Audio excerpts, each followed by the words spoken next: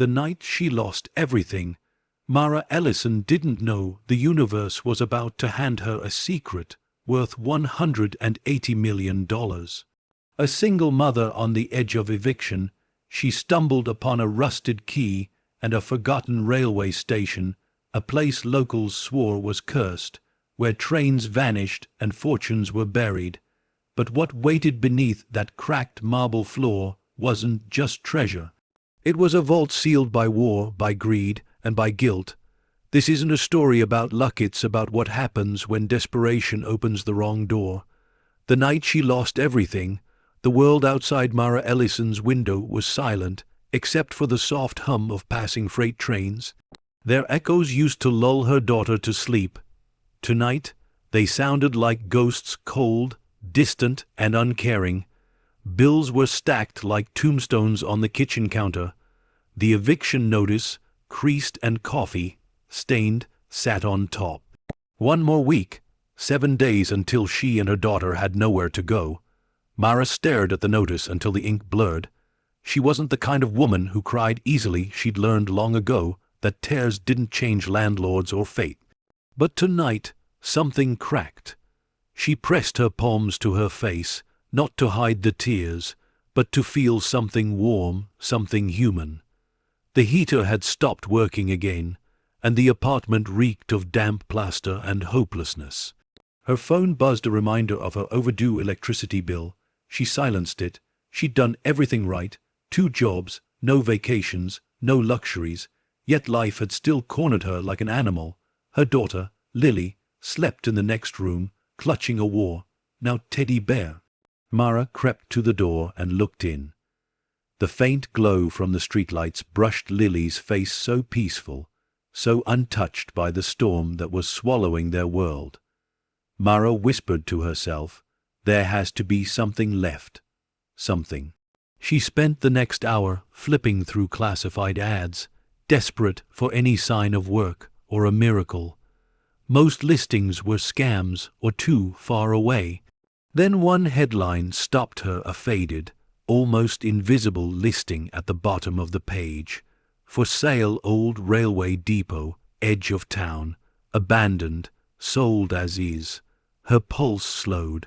Something about those words. Abandoned railway depot, it sounded like the kind of place stories begin, not lives end. The price was laughably low, less than the car she'd just lost to repossession. It shouldn't have caught her attention, but it did. Maybe it was the word abandoned. Maybe it was the quiet desperation whispering that she had nothing left to lose. She looked up the address. It was just 30 miles away, off an old freight route long shut down. There were rumors, online vandalism, trespass warnings, talk of a curse. But the photos told a different story.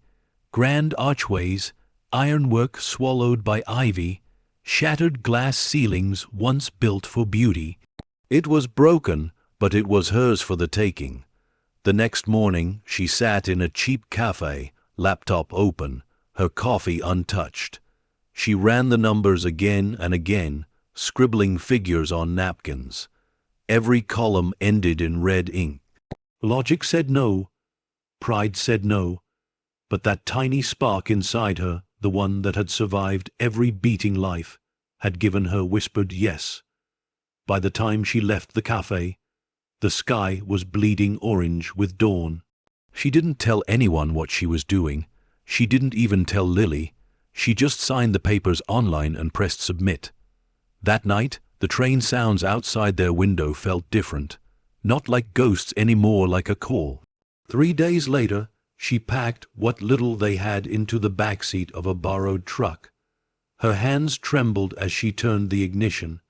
Lily hummed softly in the back, clutching her teddy bear, unaware that they were driving toward the edge of their old life. The town faded behind them. The road narrowed into cracked asphalt, lined with dead trees. For the first time in months, Mara felt something she hadn't in a long time, a strange mix of fear and freedom. The old station appeared through the fog like a dream, remembered its broken clock tower leaning over the tracks, its nameplate rusted beyond recognition, Mara stopped the truck and stepped out. The air smelled of rain and iron. Every instinct told her to turn back, but she didn't. She took Lily's hand, whispered, "Let's see what hope looks like," and pushed open the gates. The sound of hinges groaning against decades of rust echoed like a sigh from the past. As she walked into the courtyard, her footsteps crunched against gravel and glass. The silence was heavy, not empty, but waiting, the kind of silence that holds secrets. A sign hung crookedly near the entrance, Central Line Depot EST, 1897. Mara traced the letters with her fingertips, feeling the cold metal beneath the dirt. Something deep in her chest stirred curiosity, maybe destiny. The fog thickened, swirling through the arches like breath from another world. In the distance, an old railcar lay overturned, its windows shattered. Crows perched along the beams watched her silently. Mara turned to Lily and smiled faintly. "It's not much yet," she said softly, "but it's ours now." Lily looked around. Why? Died? Did people really take trains here? Once, Mara said. A long time ago. She didn't know why her voice trembled. Maybe it was the weight of history pressing against her words. For a brief moment, as she stood there surrounded by rust and ruin, she imagined laughter echoing through the halls, the clatter of luggage, the steam hissing from engines that once carried dreams across the country. It wasn't just a building. It was a story that had stopped mid-sentence, and she had just turned the page. As the fog swallowed the station again, Mara felt something impossible hope flickering in the ruins. And though she couldn't see it yet, beneath her feet, deep under the cracked marble floor, the vault waited silent, sealed, and heavy with the weight of forgotten gold. The night deepened around her, whispering that the story was only beginning. The night she lost everything, Mara Ellison sat in the dark, watching the city lights blink through the cracked blinds. Somewhere down the block, a train moaned against the rails, long, lonely, and cold. It used to sound like comfort. Now it sounded like the end. Bills crowded the counter. The eviction notice, read, stamped and final, stared back at her like a verdict. She'd been running out of options for months, but tonight she'd finally run out of time. She stood, moving through the small apartment like someone drifting through a memory. The heater was dead again. The air smelled of plaster dust and cheap coffee. In the next room, her daughter slept, one arm curled around a threadbare teddy bear. Lily was the only reason she kept moving, the only reason she couldn't let go. Mara leaned against the doorframe, watching her breathe. The sound was soft, steady, and cruelly innocent. She whispered, "I'll fix this. I have to." Back in the kitchen, she flipped through her old laptop, searching for anything work, rooms for rent, miracles, job listings blurred into scams. Every click seemed to echo in the silence. Then, near the bottom of a classifieds page, she saw it. For sale, abandoned railway depot, edge of town, sold as is. Something in her chest stirred. The photo was grainy, almost colorless, but the outline of a clock tower and the iron arches behind it caught her breath. She zoomed in, trying to see more. Broken windows, overgrown vines, a cracked sign that once said Central Line Depot. Most people would have scrolled past it, a ruin, a liability, but Mara saw space. A place that could be hers. The price was so low it felt like a mistake. She sat back, staring at the flickering image. Abandoned, she whispered, like us. The next morning, she did what she hadn't done in years. She took a risk. She sold what she could, pulled the last of her savings, and signed the papers online. It wasn't smart, it wasn't safe, but it was something. 3 days later, before the sun rose, she packed their clothes into 2 duffel bags and loaded them into a borrowed truck. Lily stirred in the back seat as the engine coughed to life. "Where are we going, Mama?" "To a new start." Mara said softly, eyes fixed on the road ahead. The drive took hours. The world outside the window changed from city lights to cracked highways, then to forests tangled in fog. The air grew colder, sharper, the kind that smells of rain and rust. When she finally saw it, the depot rose out of the mist like something pulled from another century. The clock tower leaned to one side, its face frozen at 4:17. Ivy crawled across the stone arches, and the tracks behind it disappeared into the earth. Mara stepped out of the truck. The gravel crunched beneath her boots. The wind carried the faint metallic scent of old trains, iron, and time. "It's big," Lily whispered. "It's ours," Mara replied, though her voice trembled with both awe and fear. They walked toward the entrance. The iron gates resisted at first, then gave way with a groan that echoed through the empty yard. Inside, the air was colder, heavier. Dust motes floated like ash in the thin light that filtered through broken glass. Mara traced a finger along a marble pillar, feeling the history in its cracks. She could almost hear footsteps, laughter, the rush of voices that once filled the hall. Every ruin has ghosts, not the haunting kind, but the kind that linger in the silence, waiting to be remembered. And though she didn't know it yet, beneath the layers of decay, beneath the concrete and the years, the station was still alive, holding its breath for the one person who dared to return. As the fog closed in again, Mara took Lily's hand and whispered, "Let's start again." The wind answered with a low, mournful whistle that sounded almost like a train leaving the station.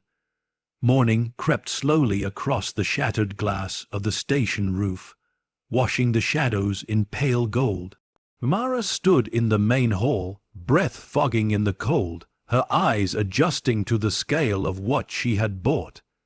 It was bigger than she'd imagined, cathedral arches of steel and stone, the skeleton of a forgotten empire. A single beam of light pierced through the dust, striking an old clock that hadn't moved in decades. She walked across the cracked tiles, her footsteps echoing into places she couldn't see.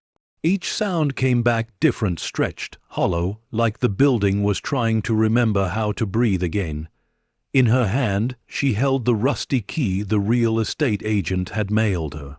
It barely turned in the corroded lock of the station office, but when it finally gave, the door swung open with a sigh. The office smelled of mildew and paper rot.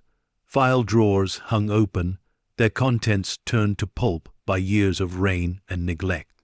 On the far wall, a faded timetable still listed departures to cities that no longer ran trains. Mara ran her fingers over the words New York, Chicago, Memphis. It felt like touching a ghost. A pigeon burst out from a broken vent, and she flinched. Her heart thudded against her ribs. The silence returned as quickly as it had been broken. Lily's voice echoed from the hall. "Mom, come look." Mara followed it to where her daughter stood at a Halfkel, App's ticket counter. The old oak window frame had splintered, revealing stacks of ledgers swollen with water. Beside them lay a tarnished bell, the kind that once rang for service. Lily pressed it. The dull clang filled the air, thin and haunting.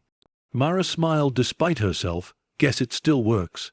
Lily looked up at her, eyes wide. "Do you think we can make it nice again?" Mara knelt, brushing a strand of hair from her daughter's face.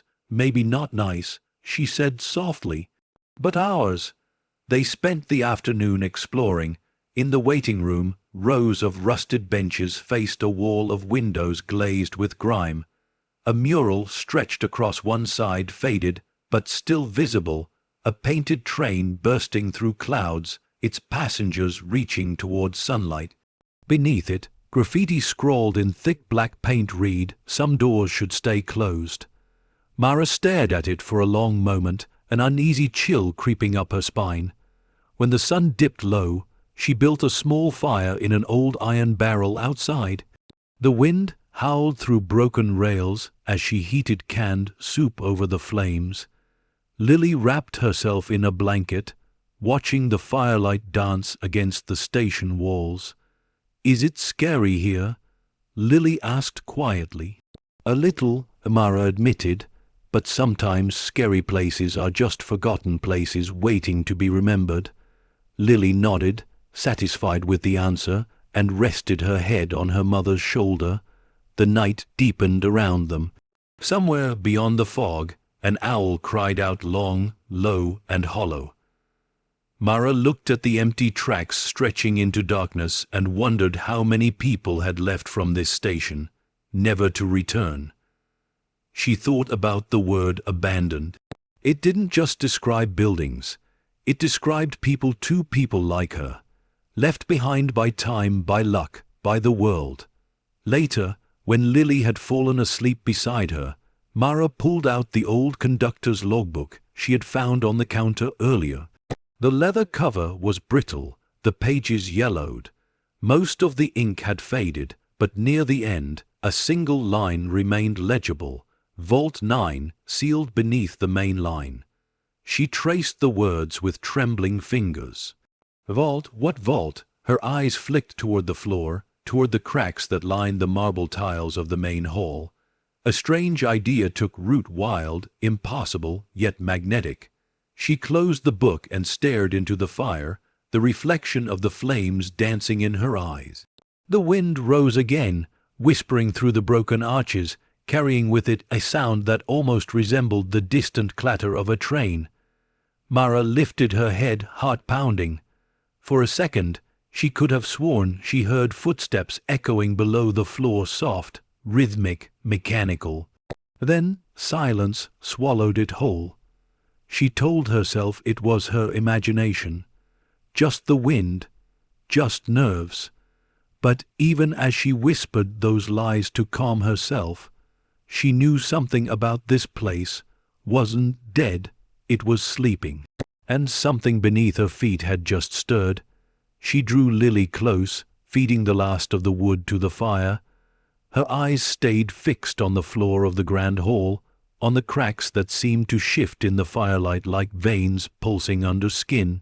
Somewhere below, deep under the station, metal groaned faintly, a sound like a door sighing in its sleep. Mara didn't know it yet, but she had just awakened a story that had been buried for nearly a century. As the fire burned low, she whispered to herself, "Whatever you are down there, I'll find you." The embers hissed softly in reply, and the station fell still again, watching, waiting, listening. Outside, the fog swallowed the tracks whole, and the last echo of the night train faded into nothing. But beneath the marble floor, something old was breathing again. Dawn broke through the fog like a pale wound in the sky. The air around the station hung heavy with dew, each breath clouding in front of Mara's lips. She had slept little. The floor beneath her sleeping bag was hard, uneven, and restless, as if something underneath had pulsed through the night. When she opened her eyes, the fire from the barrel was nothing but cold ash. Lily was still asleep, bundled in blankets, her face peaceful despite the chill. For a moment, Mara let herself watch the rise and fall of her breathing, the tiny fingers gripping that battered teddy bear. Everything she had ever loved was wrapped up in that small heartbeat, and now everything that might save them surrounded her in stone and silence. She rose and stretched, feeling the ache of exhaustion creep through her bones. The fog outside the station hadn't lifted. It rolled across the empty yard like a living thing, swallowing the rails, muffling sound. Somewhere far away, a crow called, its cry cutting through the quiet like a warning. She stepped out through the arched doorway and felt the damp grass soak her shoes.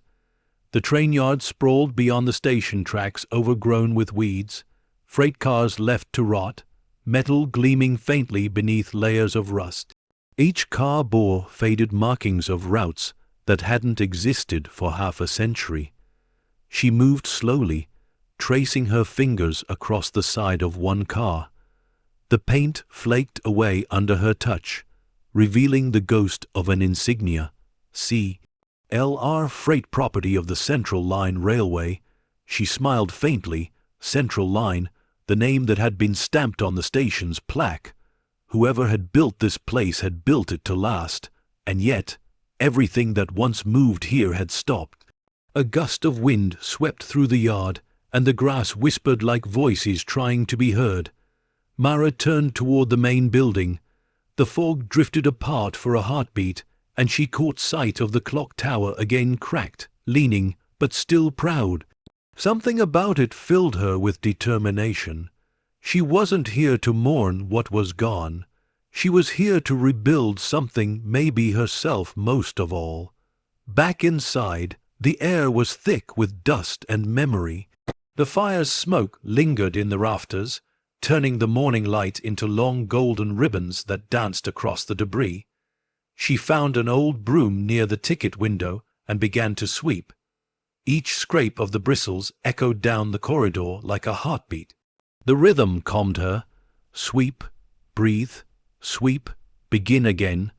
By mid-morning, Lily was awake and sitting on one of the benches, eating crackers from a small tin. "Are we gonna live here now?" she asked. Mara paused, "Maybe for a little while, until we make it ours." Lily tilted her head. "What about the noise last night?" Mara froze. "Noise, the one under the floor, like tapping."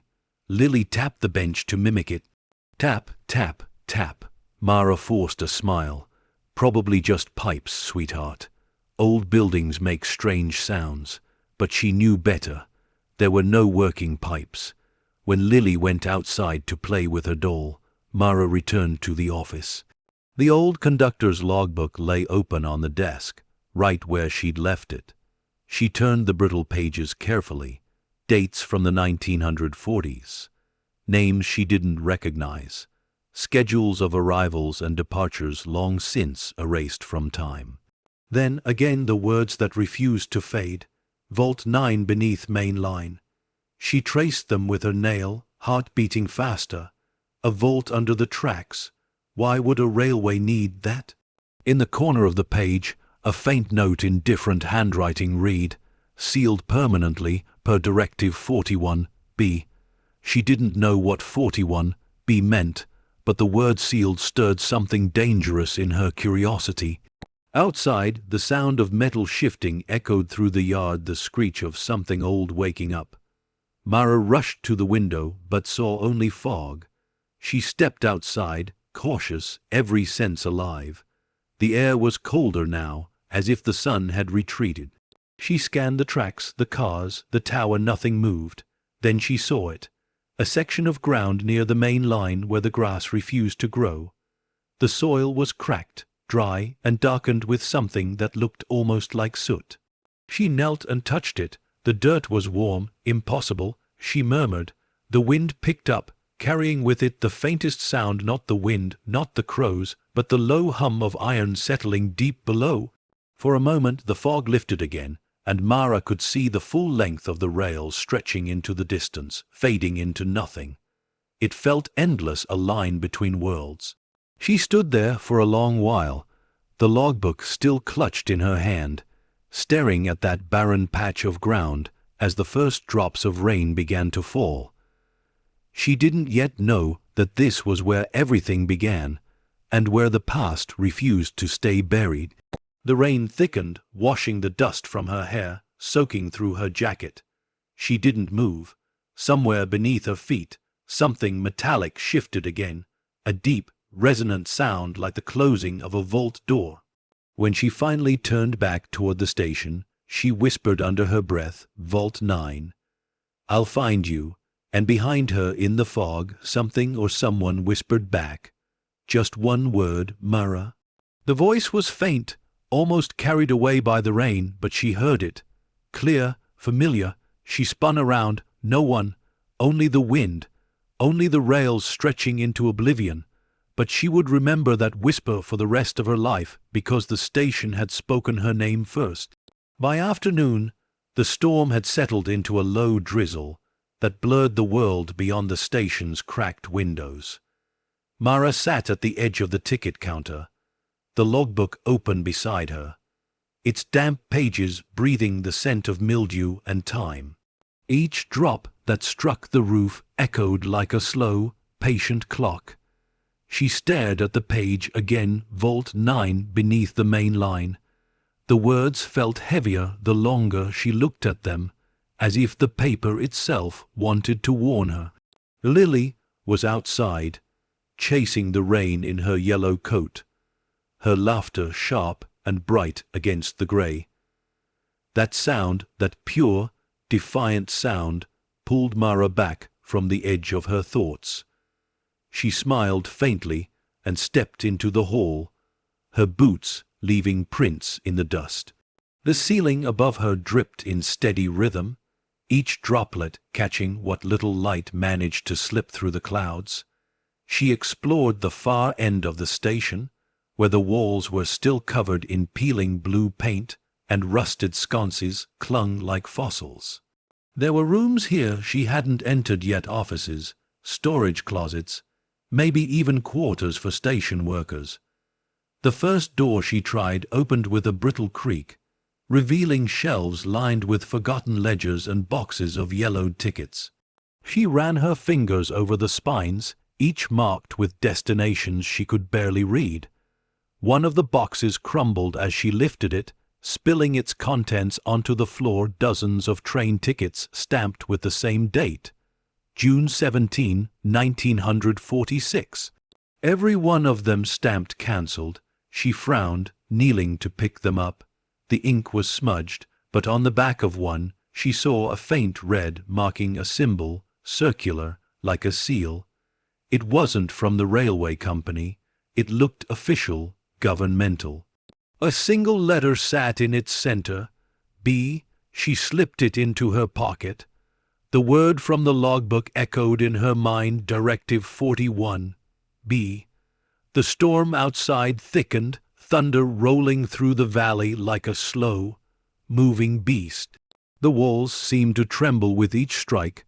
Somewhere behind her, a door slammed shut from the pressure. She froze. Lily, she called. No answer. Sweetheart, come inside. Her voice carried through the station, swallowed by the emptiness. She jogged back toward the main hall. The doors stood half open, the fog curling inward like fingers. Then she saw her Lily standing just beyond the gate, staring at the tracks. What are you doing out there? Mara hurried forward, but Lily didn't move. Her little hand was raised, pointing down the line. Mama, she whispered, there's a light. Mara followed her gaze. Through the fog, faint and flickering, a single beam of yellow light shimmered near the curve of the track. It pulsed once, twice, then vanished. A train. Impossible. These lines hadn't been active in decades. She gripped Lily's shoulders, guiding her back inside. It's just lightning, she said, though her voice trembled.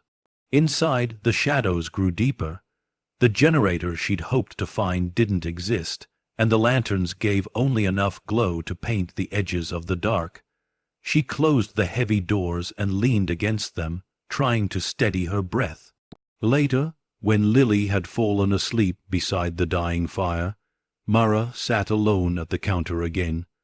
The silence pressed against her ears, thick and absolute. She opened the logbook once more and noticed something she hadn't before: faint indentations on the back cover, words pressed by a pen that had nearly run dry.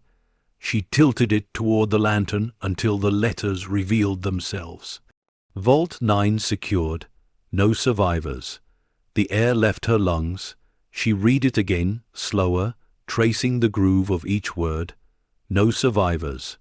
Her hands shook as she turned the book over, half expecting to find more, but the rest was blank. The lantern flame wavered. She thought she heard movement above or below, she couldn't tell which. She closed the book and stood, the echo of those words pounding in her chest. If the vault was real, if it had been sealed under the main line, then whatever lay beneath this place hadn't been forgotten by accident. She moved to the window. The rain had stopped, but the fog remained, dense and alive. Somewhere out there, between the rails, the earth seemed to breathe. Mara whispered, barely audible, "What happened here?" A shiver crawled up her spine. In the reflection of the glass, she thought she saw a figure standing at the end of the hall, tall, still, half lost in shadow. Her heart leapt. She spun around. Nothing. Only the flicker of the lantern and the sound of water dripping from the roof. But as she turned back to the window, the condensation had traced a message on the glass, words written by an invisible hand. "Leave it buried." Mara stumbled back, knocking over the chair. The lantern tipped, rolling across the floor before she caught it. Her pulse thundered in her ears. She wiped the glass clean, but the letters refused to fade, etched in moisture like a warning from the past. She pressed her palm to the cold pane, staring into the fog where the light had appeared earlier. Somewhere in that grey emptiness, something stirred again, a low metallic hum that traveled through the floor, through the rails, through her bones. It wasn't the wind this time. It wasn't imagination. The vault was real, and it was waking up. Mara turned toward the dark corridor leading to the main line. Every instinct screamed to run, to take Lily and never look back. But she didn't move. Instead, she whispered, "I'm not leaving." The fog outside rippled, as if the station itself had exhaled. The air carried a faint, distant whistle, not of wind, but of a train. A sound that had not been heard here in nearly 80 years. And as the echo faded, Mara realized the past wasn't gone. It was returning. The night around her deepened, humming with the slow, steady rhythm of wheels on tracks that no longer existed. And though she couldn't see it yet, the line between her life and the secrets below had just crossed. The storm had passed by morning, leaving the air heavy and metallic. Mara stood at the edge of the rail yard, her boots sinking into the mud where the rain had washed away decades of dust. The silence felt heavier than the storm itself, a silence that pressed against her ears until she could hear her own heartbeat echo in her chest. The fog had thinned but never left entirely. It clung to the station's walls like breath on glass, drifting in long, ghostly ribbons between the broken rail cars. The world here never seemed fully awake, as if caught between night and dawn, memory and forgetting. She crouched beside the patch of dry earth she'd found the day before, the one where the grass refused to grow. Overnight, the rain had deepened the cracks, revealing faint shapes beneath the mud. At first, she thought it was metal scrap, but when she brushed away the dirt, she saw patterns, rivets, seams, man-made, a door, not large, not obvious, but a piece of something hidden under the surface. Her pulse quickened. "Vault 9, she whispered. The words came out soft like a secret. She looked up toward the main building. Lily was still inside, coloring on a piece of cardboard. Mara turned back to the ground and dug at the edges with her fingers. The soil gave way easily, revealing the rusted outline of an iron hatch. It was old, sealed with a circular handle that refused to move. She gripped it anyway, pulling until her knuckles went white. The metal groaned but didn't yield. Her breath came fast, her palms raw. She sat back, staring at it. A sound carried through the fog, footsteps on gravel. Mara froze. "Lily," she called out softly. No answer. She stood and turned toward the station, eyes scanning the rail yard. The fog thickened again, swallowing the shapes around her. Then movement. A figure, faint, just beyond the tracks. "Hello," her voice wavered. The shape stopped. For a moment, she thought it was a trick of the mist, then it shifted. Shoulders, a hat, a man standing perfectly still. "Sir," she tried again, louder this time. "This is private property." The figure didn't respond, didn't move. She blinked and he was gone. Her pulse hammered in her ears. She spun, scanning every direction, nothing but fog and rail cars. The silence was complete again. She hurried back toward the station, clutching the edge of her jacket tight. When she reached the steps, she paused and glanced back. There, where she had been standing moments before, something glinted in the dirt, a small brass tag, catching the weak sunlight. She walked back slowly and picked it up. It was oval, shaped, engraved with letters nearly worn away by time. Only 2 words remained legible: Station Master. Inside the station, Lily looked up from her drawing. "Mommy, were you talking to someone?" Mara hesitated. "No, sweetheart. Just thought I saw something." Lily nodded, unconcerned, and went back to her sketch, a crooked little drawing of the station, complete with a smiling sun and trains that had faces. Mara forced a smile and knelt beside her. "That's beautiful, honey." "Do you think trains still work here?" Lily asked. Mara shook her head. "Not anymore. They stopped a long time ago." "Maybe they just stopped waiting," Lily murmured, not looking up. The words made Mara's skin crawl. She brushed Lily's hair gently and stood, crossing to the window. Outside, the fog still moved like breath, rolling across the rails in waves. She reached into her pocket, running her fingers over the station master tag. It felt cold, unnaturally cold, as if it had just been pulled from ice. She set it on the counter beside the logbook. Together, they looked like they belonged, 2 fragments of the same forgotten story. The logbook caught her eye again. Something about it had changed. She flipped to the last page. The ink she'd seen the night before, faint and ghostly, was darker now. Fresh. Vault 9 secured. No survivors. Her breath hitched. She touched the words with her fingertip. The ink smeared, still wet. A sound came from the far corridor, soft, rhythmic, metallic. Click, click, click. She turned, her stomach twisting. The sound was coming from the station platform. She walked toward it slowly, every step heavier than the last. The platform was empty.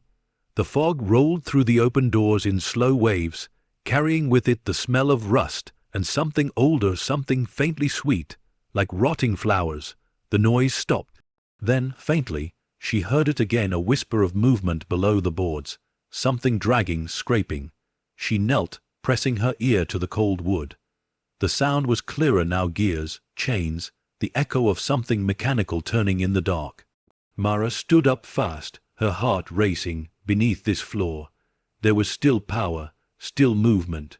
She turned toward the sound, her eyes drawn back to the patch of ground outside where the hatch lay hidden.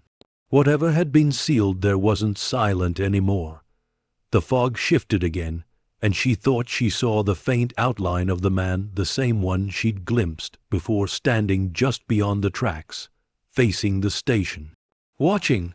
But when she blinked, he was gone again, as if swallowed by time itself.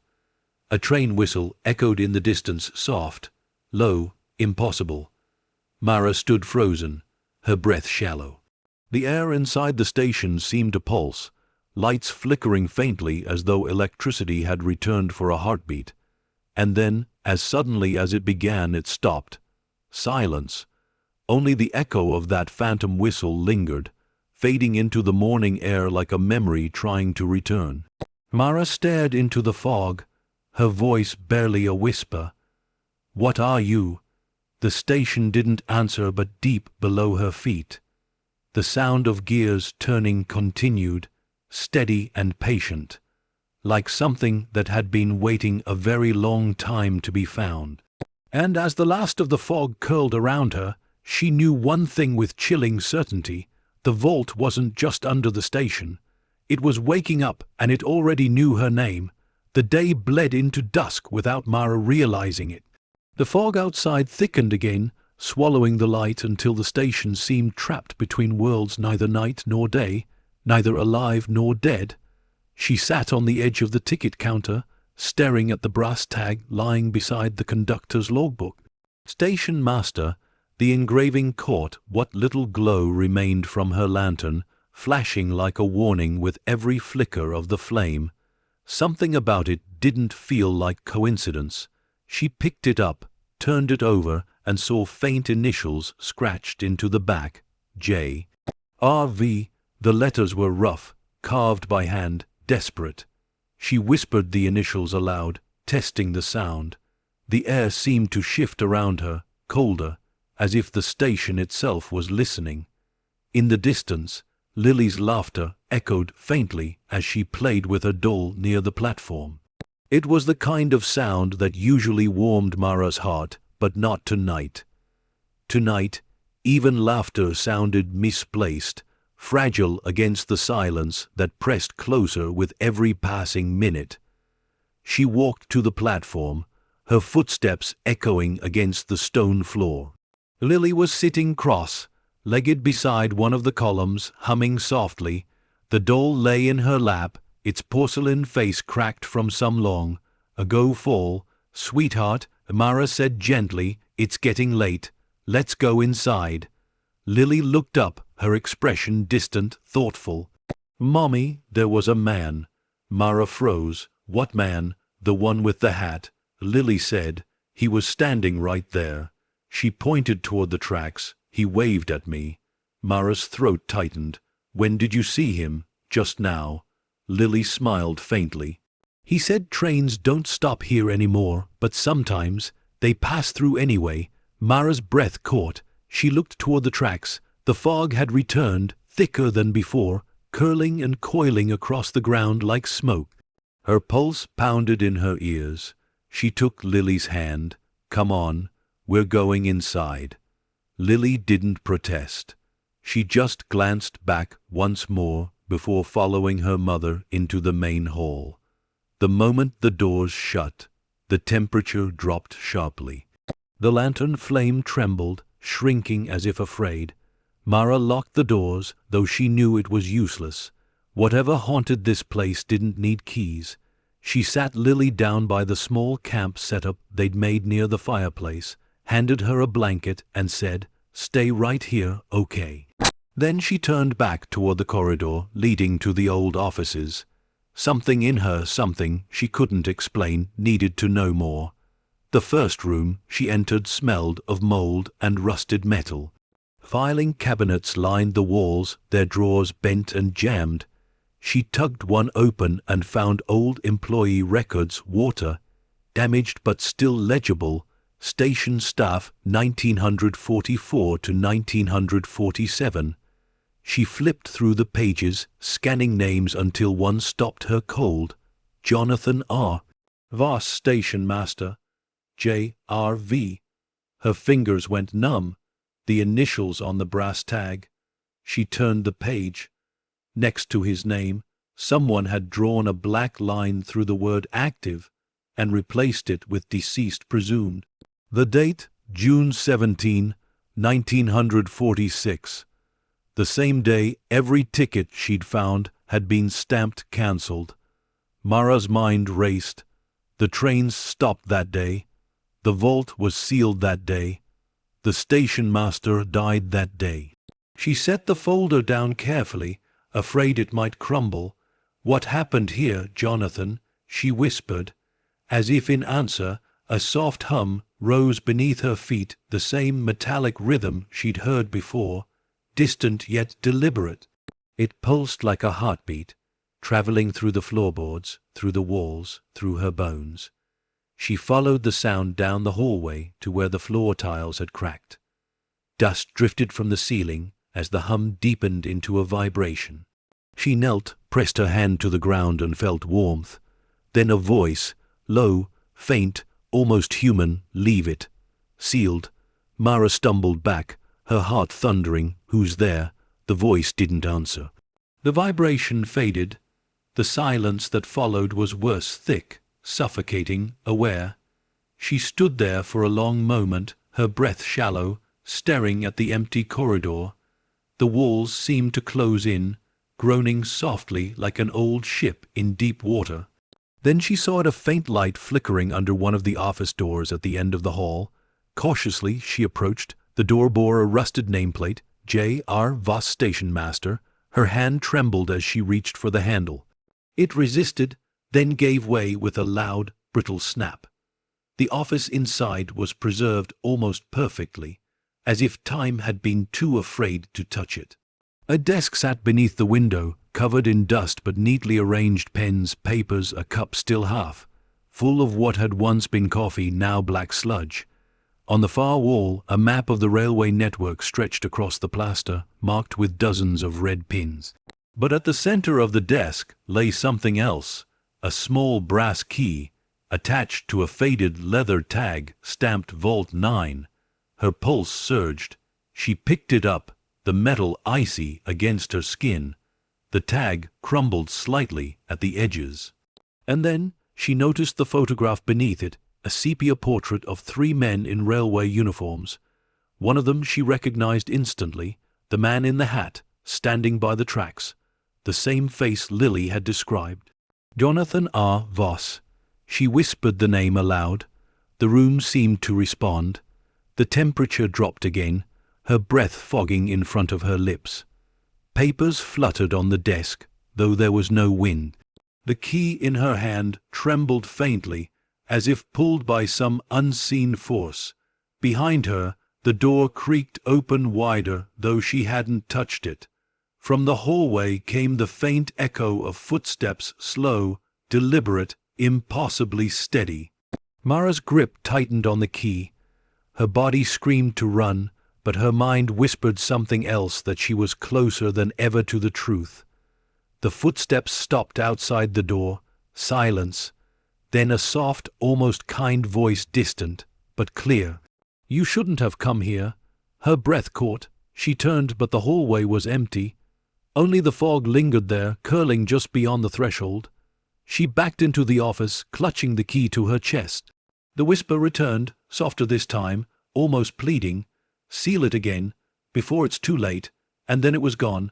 The lantern flickered once, twice, then steadied.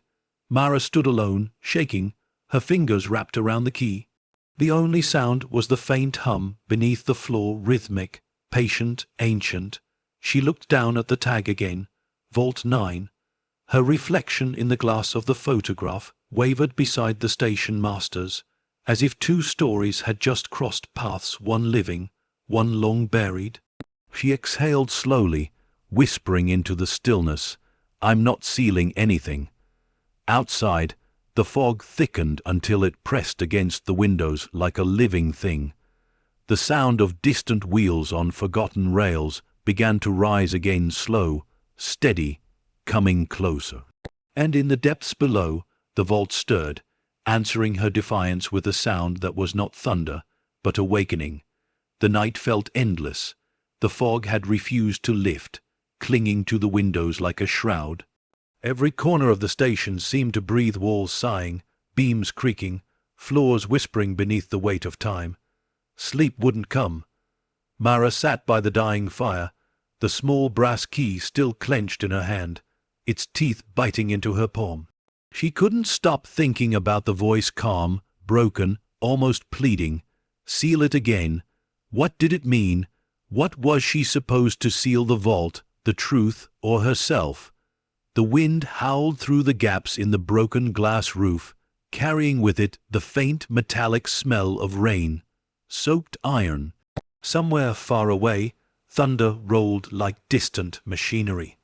Lily slept soundly beside her, curled under a blanket, her breathing soft and steady. Mara brushed a stray hair from her daughter's forehead, then looked toward the dark hallway where the station master's office waited, where she'd found the key. She stood quietly, careful not to wake Lily, and slipped the key into her pocket. The flame in the lantern beside her shivered as she lifted it. The sound of her footsteps echoed across the hall as she moved, each one swallowed quickly by the station's cavernous silence. The office door was still ajar. Inside, everything remained as she'd left it, the map, the photograph, the dust-covered desk. Only one thing was different. The faint scent of smoke hung in the air, as though someone had been here moments ago, breathing the same air, watching the same space. Mara placed the lantern on the desk. The flame painted long shadows across the map, illuminating the network of red pins. Each one marked a city: New York, St. Louis, Denver, and all of them connected by thin black lines. But one section near the bottom had been scratched out completely, carved over with a heavy hand. She leaned closer. The scratched-out area had faint letters visible, beneath the damaged North Hollow line. That name stirred something. She'd seen it before, carved into the metal outside one of the sealed freight cars. North Hollow route discontinued 1946. The same year everything stopped. Her eyes moved back to the key in her hand. Vault 9. It had to be connected. The date, the vault, the cancellations, the deaths. Every thread led here. Every warning told her to leave, but she couldn't. Not now. She turned toward the window. Outside, the fog swirled like smoke from an unseen fire. The world looked distorted, bending in slow waves, as though she were watching reality itself ripple. Then movement. In the glass reflection behind her, someone was standing at the doorway. Mara froze. She turned slowly, the lantern trembling in her grip. The doorway was empty. The air seemed to thicken, pressing against her lungs. "Jonathan," she whispered. No answer, only the groan of the rafters, as if the name itself had weight. The light flickered again, and in the instant between brightness and shadow, she saw him, or the echo of him, a tall figure in a railway uniform, face blurred by the dim, standing behind the desk, one hand resting on the map, as though still trying to command the lines that had died with him. Her throat tightened. The lantern slipped slightly in her grasp. "What happened here?" she whispered. "What did you do?" The figure didn't move. It just stared, or seemed to, through the veil of fog and time, its outline trembling like static. Then, without sound, it raised a single arm and pointed toward the window. Mara turned to follow the gesture. Through the fog outside, faint lights glimmered along the rails, not the glow of lamps, but a line of cold blue fire stretching into the distance. It flickered once, twice, and vanished. When she turned back, the office was empty. The only trace of his presence was a single sheet of paper that hadn't been there before, resting on the desk. She reached for it. The paper was yellowed, brittle, but the ink was still dark, a formal report, stamped with government insignia. Incident Report, North Hollow Line, June 17, 1946. Classification, restricted. Summary, Train 91 failed to arrive. All 20. 3 passengers presumed lost. Freight record incomplete. Cargo manifest sealed under Directive 41. B. Final note. The vault is not to be reopened under any circumstance. Her vision blurred. The words "all 20, 3 passengers presumed lost" echoed in her mind like a scream. This wasn't about money. It wasn't even about war. The vault wasn't just a container, it was a tomb. A faint sound cut through her thoughts, metal shifting deep beneath the floor. It started as a vibration, subtle and rhythmic, then grew stronger. The lantern rattled on the desk. Dust drifted from the ceiling. The air smelled of oil and something faintly electric. Mara stumbled back toward the doorway. "No," she whispered, "not now." The vibration stopped as suddenly as it had begun, leaving a ringing silence behind. Her breath came shallow and fast. She turned back toward the desk. The report was gone. The paper, the stamp, the words gone, as if they'd never existed. The only thing left was the key. It lay in the center of the map again, gleaming faintly. She stared at it, her reflection dancing on its surface, and for the first time she realized what she'd been feeling since she arrived. Not fear, not curiosity, recognition.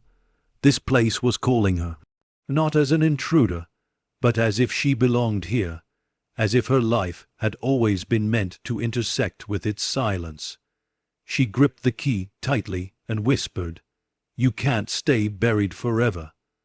The wind howled outside, slamming one of the station doors open with a crash.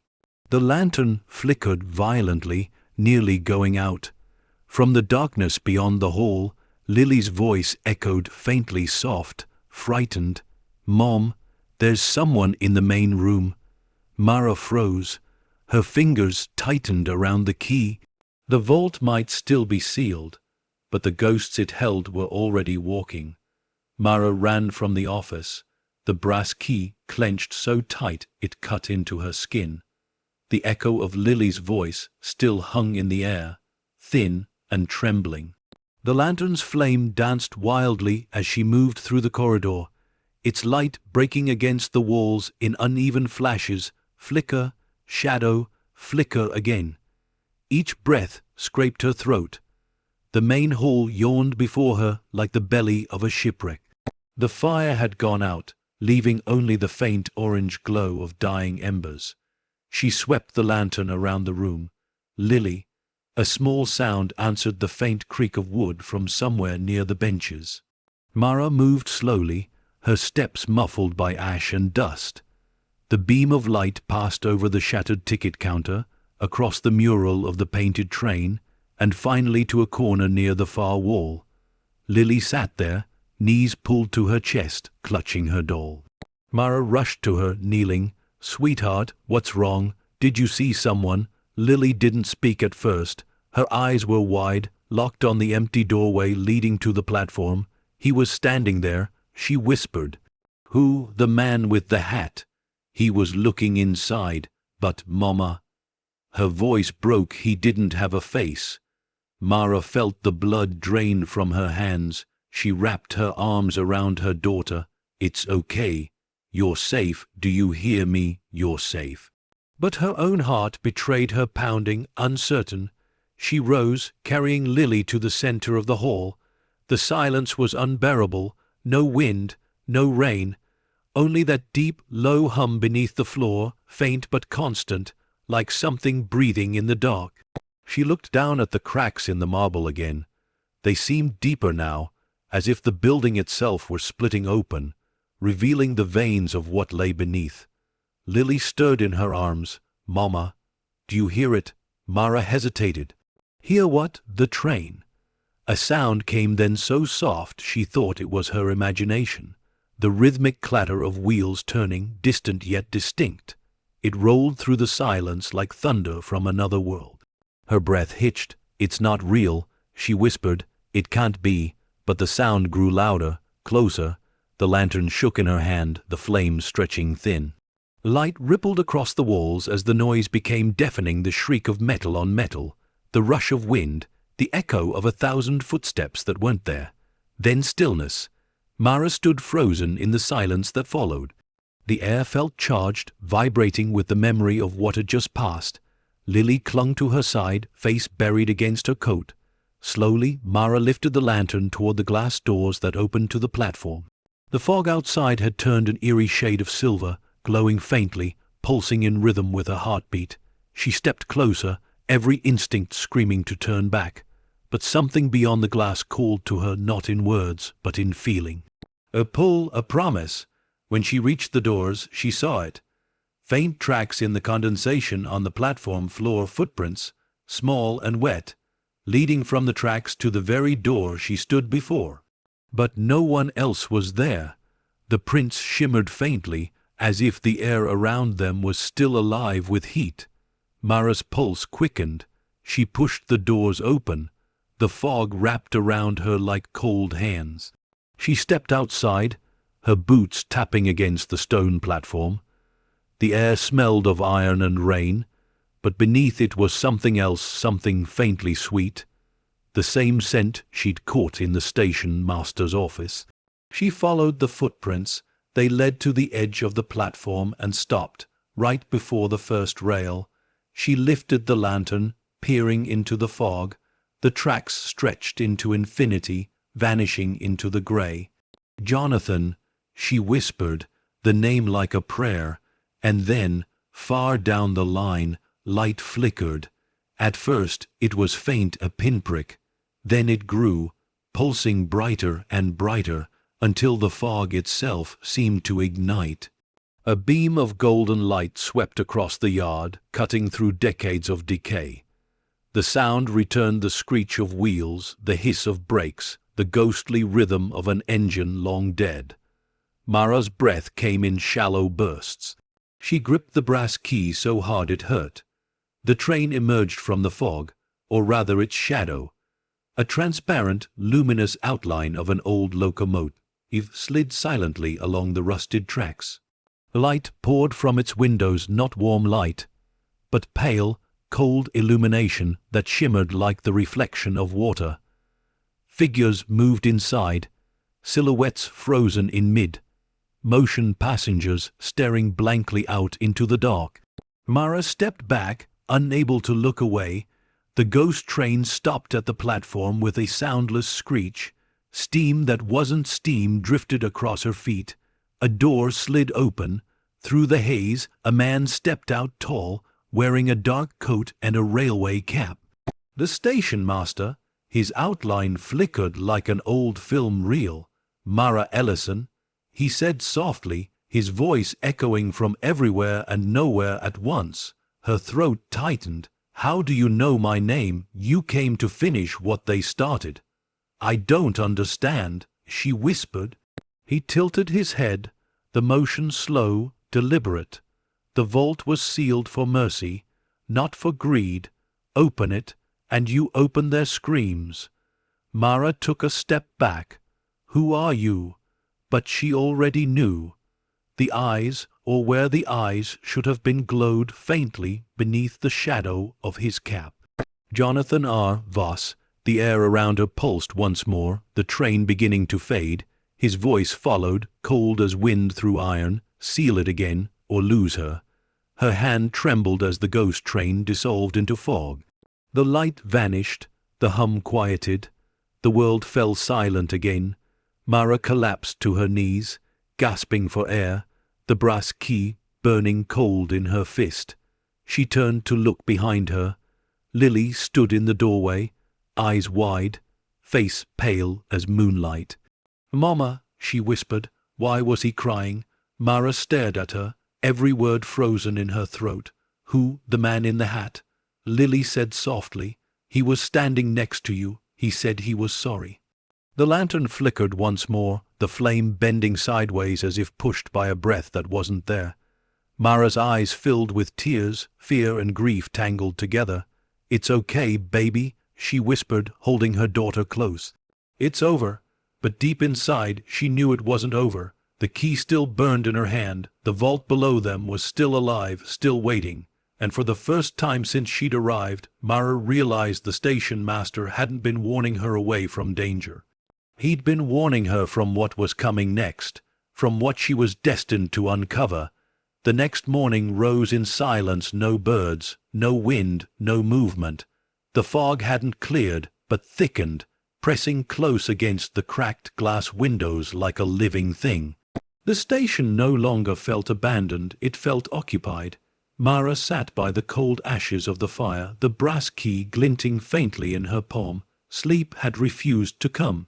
Every time she closed her eyes, she saw the train, its glowing windows, the faces that weren't quite alive, the station master's warning echoing in her skull. Seal it again, or lose her. She looked at Lily, who slept nearby wrapped in a blanket, small chest rising and falling in soft rhythm.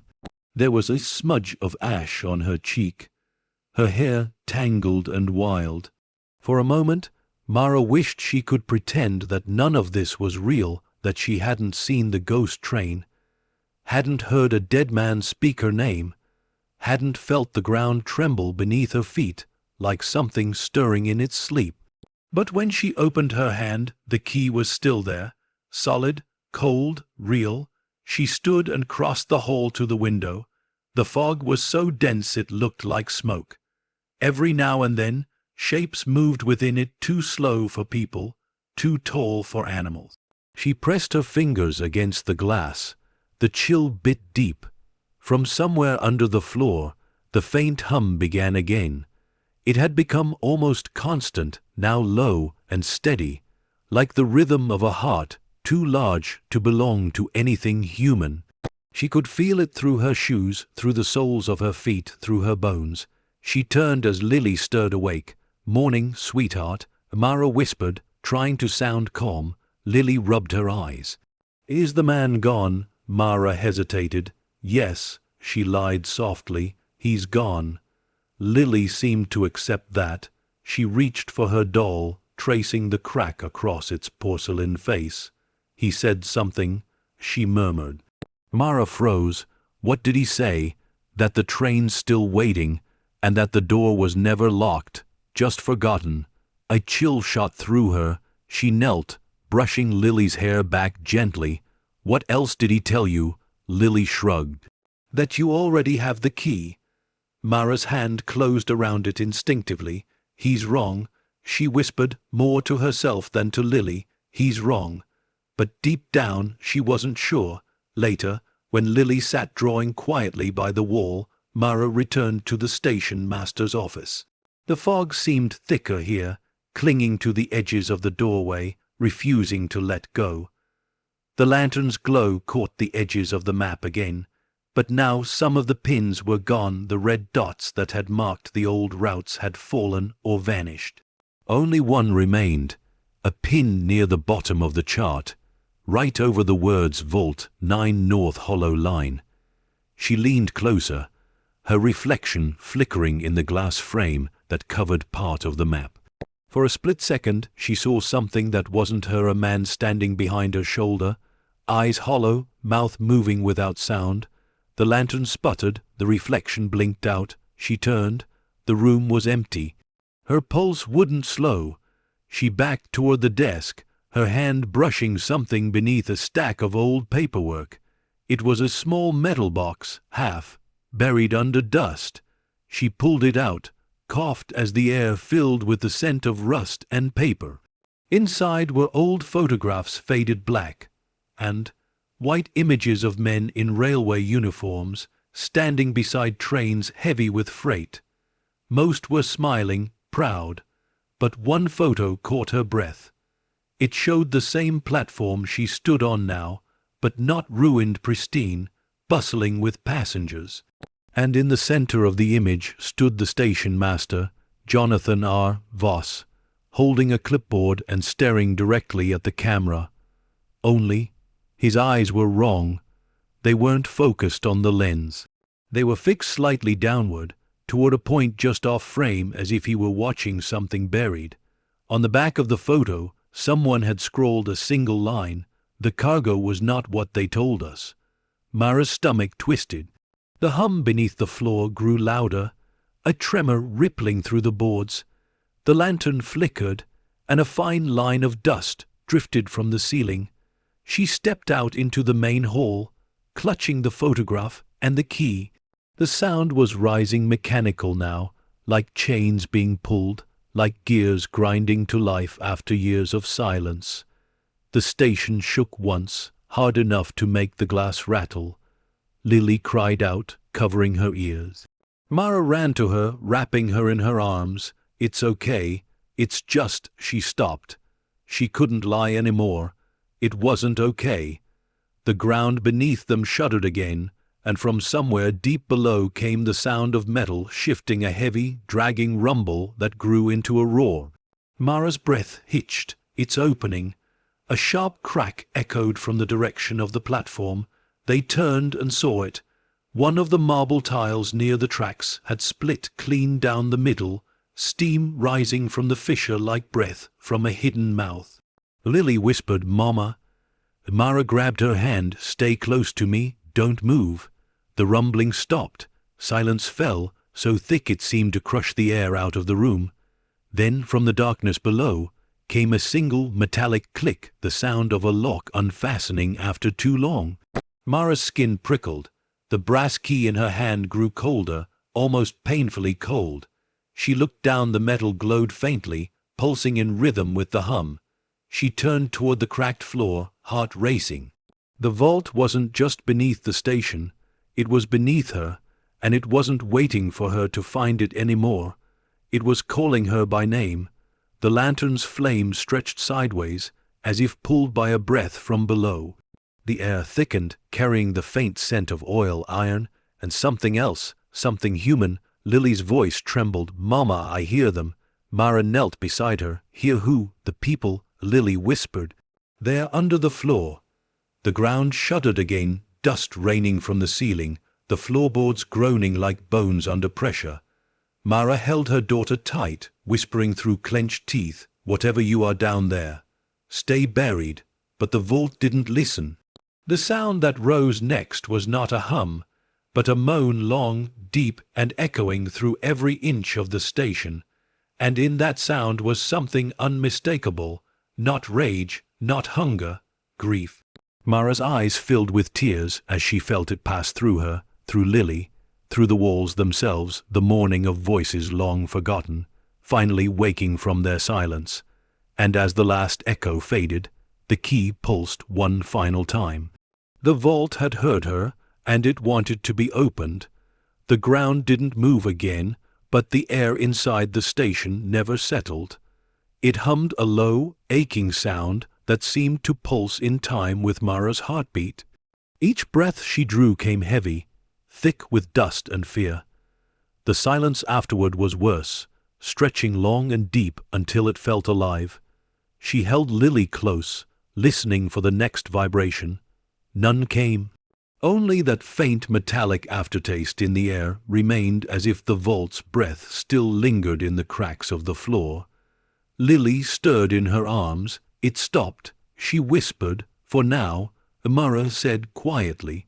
The lantern beside them burned low, its light casting the station into soft waves of shadow. The mural above the benches, the one of the train bursting through clouds, seemed to shimmer in the flicker, the painted passengers frozen in eternal motion.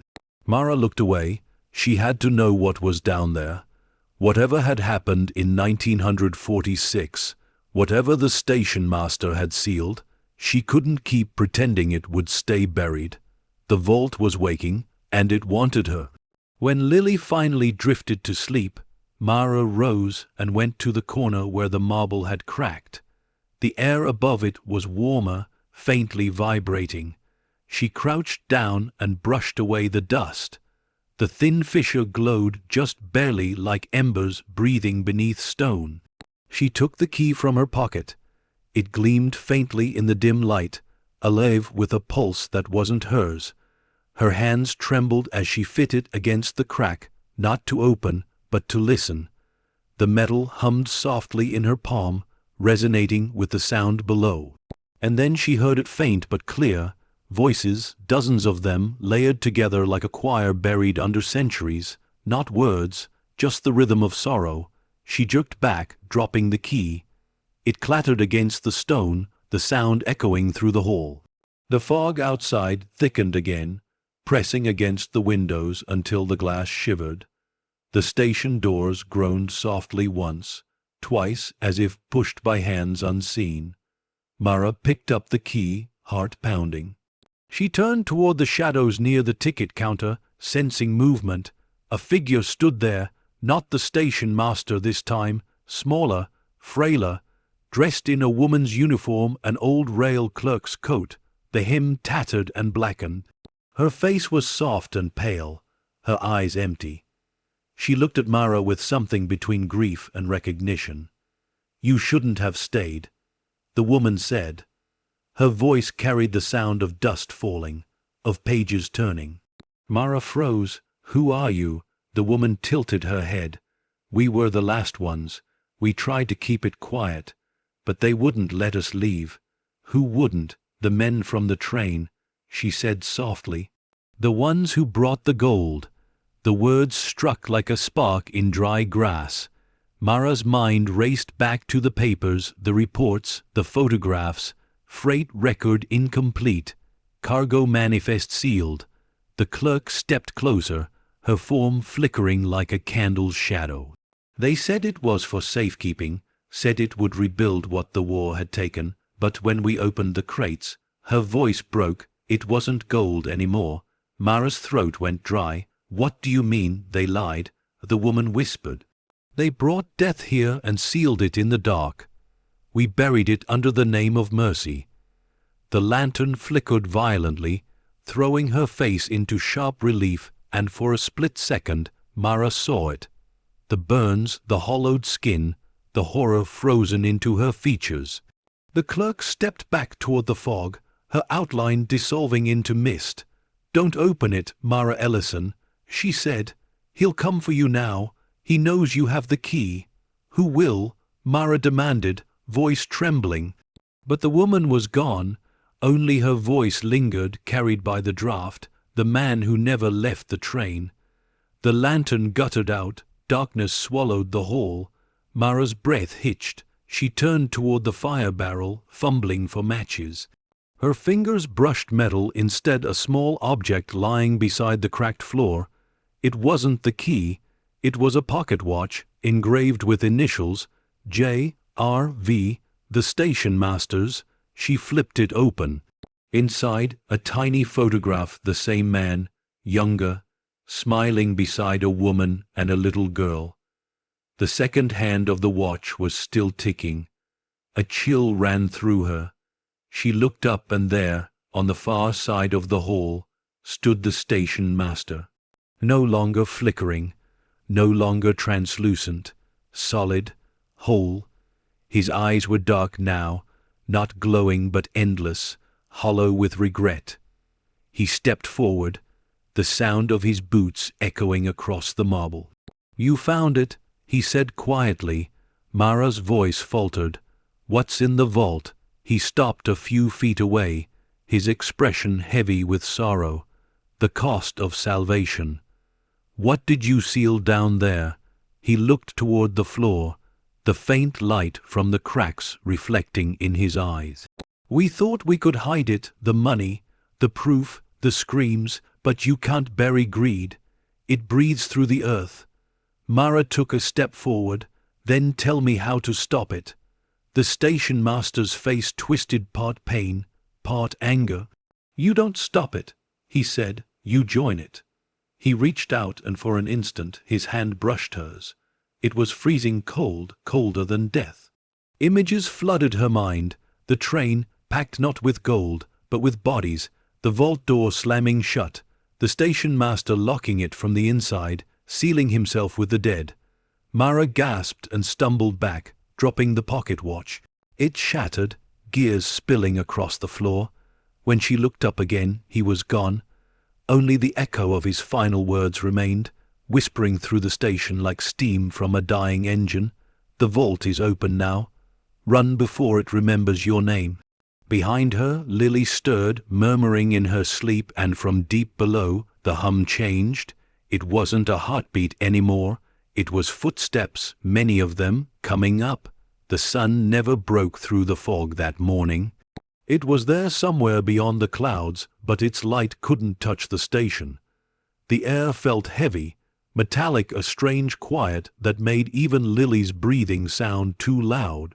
Mara sat against the wall of the main hall, the brass key cold in her hands, staring at the cracked floor where the sound had come from.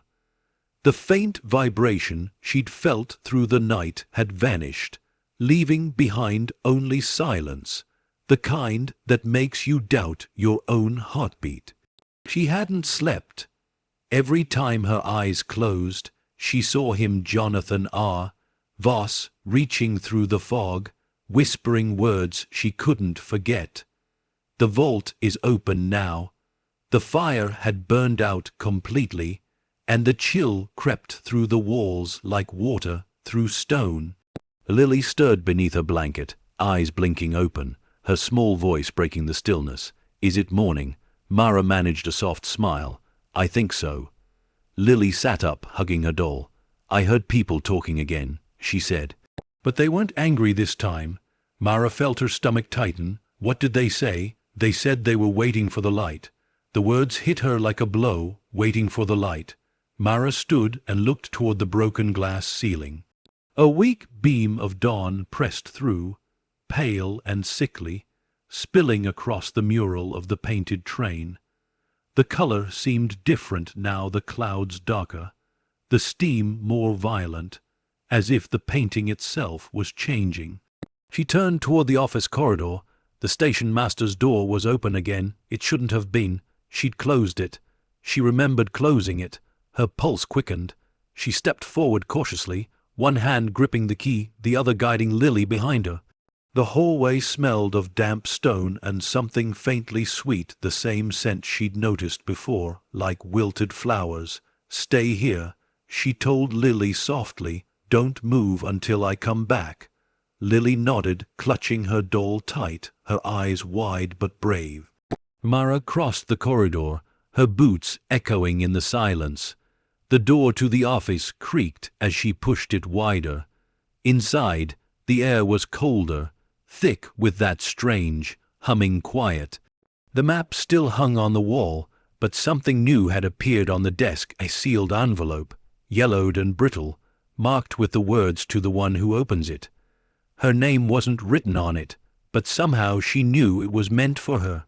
She hesitated, then tore it open carefully. The letter inside was written in a hurried scrawl, the ink blotched, the paper stained by what looked like water or tears. If you are reading this, then the lock has failed. The vault is awake. It will not rest until it is seen again. We sealed it to contain what we could not bury, not treasure, but the sin that made it. Do not seek the light. The light is the trap. It will call you by name. It will show you what you most desire, and when you reach for it, you will belong to it. Destroy the key before it knows you. J. R. V. Mara read the words again, heart hammering. Destroy the key, but how? It wasn't just metal. It pulsed with something alive, something old. When she'd dropped it before, it hadn't even scratched. She gripped it tightly, and again she felt that faint hum like a heartbeat, but not her own. It responded to her touch, almost aware. She wanted to believe the station master's letter, but another voice whispered in the back of her mind, the voice she'd heard in the fog, the one that had sounded almost like her own. If you destroy the key, you destroy the truth. She turned the key over, studying it in the flickering light of the lantern. The brass shimmered faintly, revealing faint engravings along the spine, not letters, but numbers. 91. Her stomach dropped. Train 91, the missing train, the one from the report. Mara sank into the chair, trembling. God, she whispered, it wasn't just the passengers. She turned the map on the desk, tracing the line marked North Hollow. The vault had been beneath the very track that train traveled. If it carried the gold, or whatever replaced it, it had never reached its destination. It had been entombed here, under this station. She looked at the key again, feeling its faint vibration. The hum beneath the floor answered in perfect rhythm. The vault was listening. Behind her, the wind stirred the papers on the desk. One of them slid to the floor, the photograph of Jonathan R. Voss and his family. The edges were burned now, though they hadn't been before. The sound came again, not from below, from outside. The faint hiss of steam, the click of metal, the groan of weight on rusted rails. Mara's pulse spiked. She ran to the window, pulling back the cracked curtain. The fog outside glowed faintly, alive with motion. Something enormous moved through it, silent, slow, deliberate. A train. Its outline shimmered faintly like heat against glass. No sound of engines, no sparks, no smoke, just the impossible movement of something dead pretending to live. It slid to a stop at the platform, lights flickering along its length. Mara stepped back, whispering, "No, no, this isn't real." But the station doors groaned open on their own, and the cold rolled in. The lanterns dimmed. The walls vibrated with the faint echo of a whistle. Lily called from the hall, her voice shaking, "Mama, someone's knocking." Mara turned slowly toward the main entrance. 3 heavy knocks reverberated through the station, then silence. Her fingers tightened around the key until her knuckles went white. She could feel it trembling now, pulling toward the door as though it wanted to go. A faint light seeped through the crack at the bottom of the doorway, golden, gentle, inviting. And then she heard it, a voice soft and familiar speaking from the other side. Mara opened the door. Her heart stopped. It wasn't the station master's voice this time. It was her late husband's. The sound of that voice hit Mara like a collapse from inside her chest. It wasn't possible, not after all these years. But it was him. The tone, the warmth, the steady calm she'd once fallen asleep to.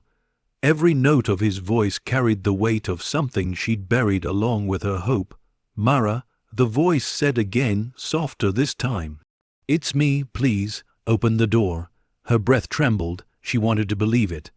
Every cell in her body screamed that it was a lie, but her heart, her broken, tired heart, whispered what if.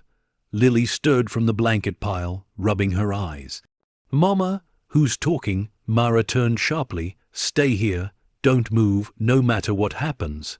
Lily blinked. "But it sounds like Daddy." The name cut through the air like glass. Mara's grip tightened around the key.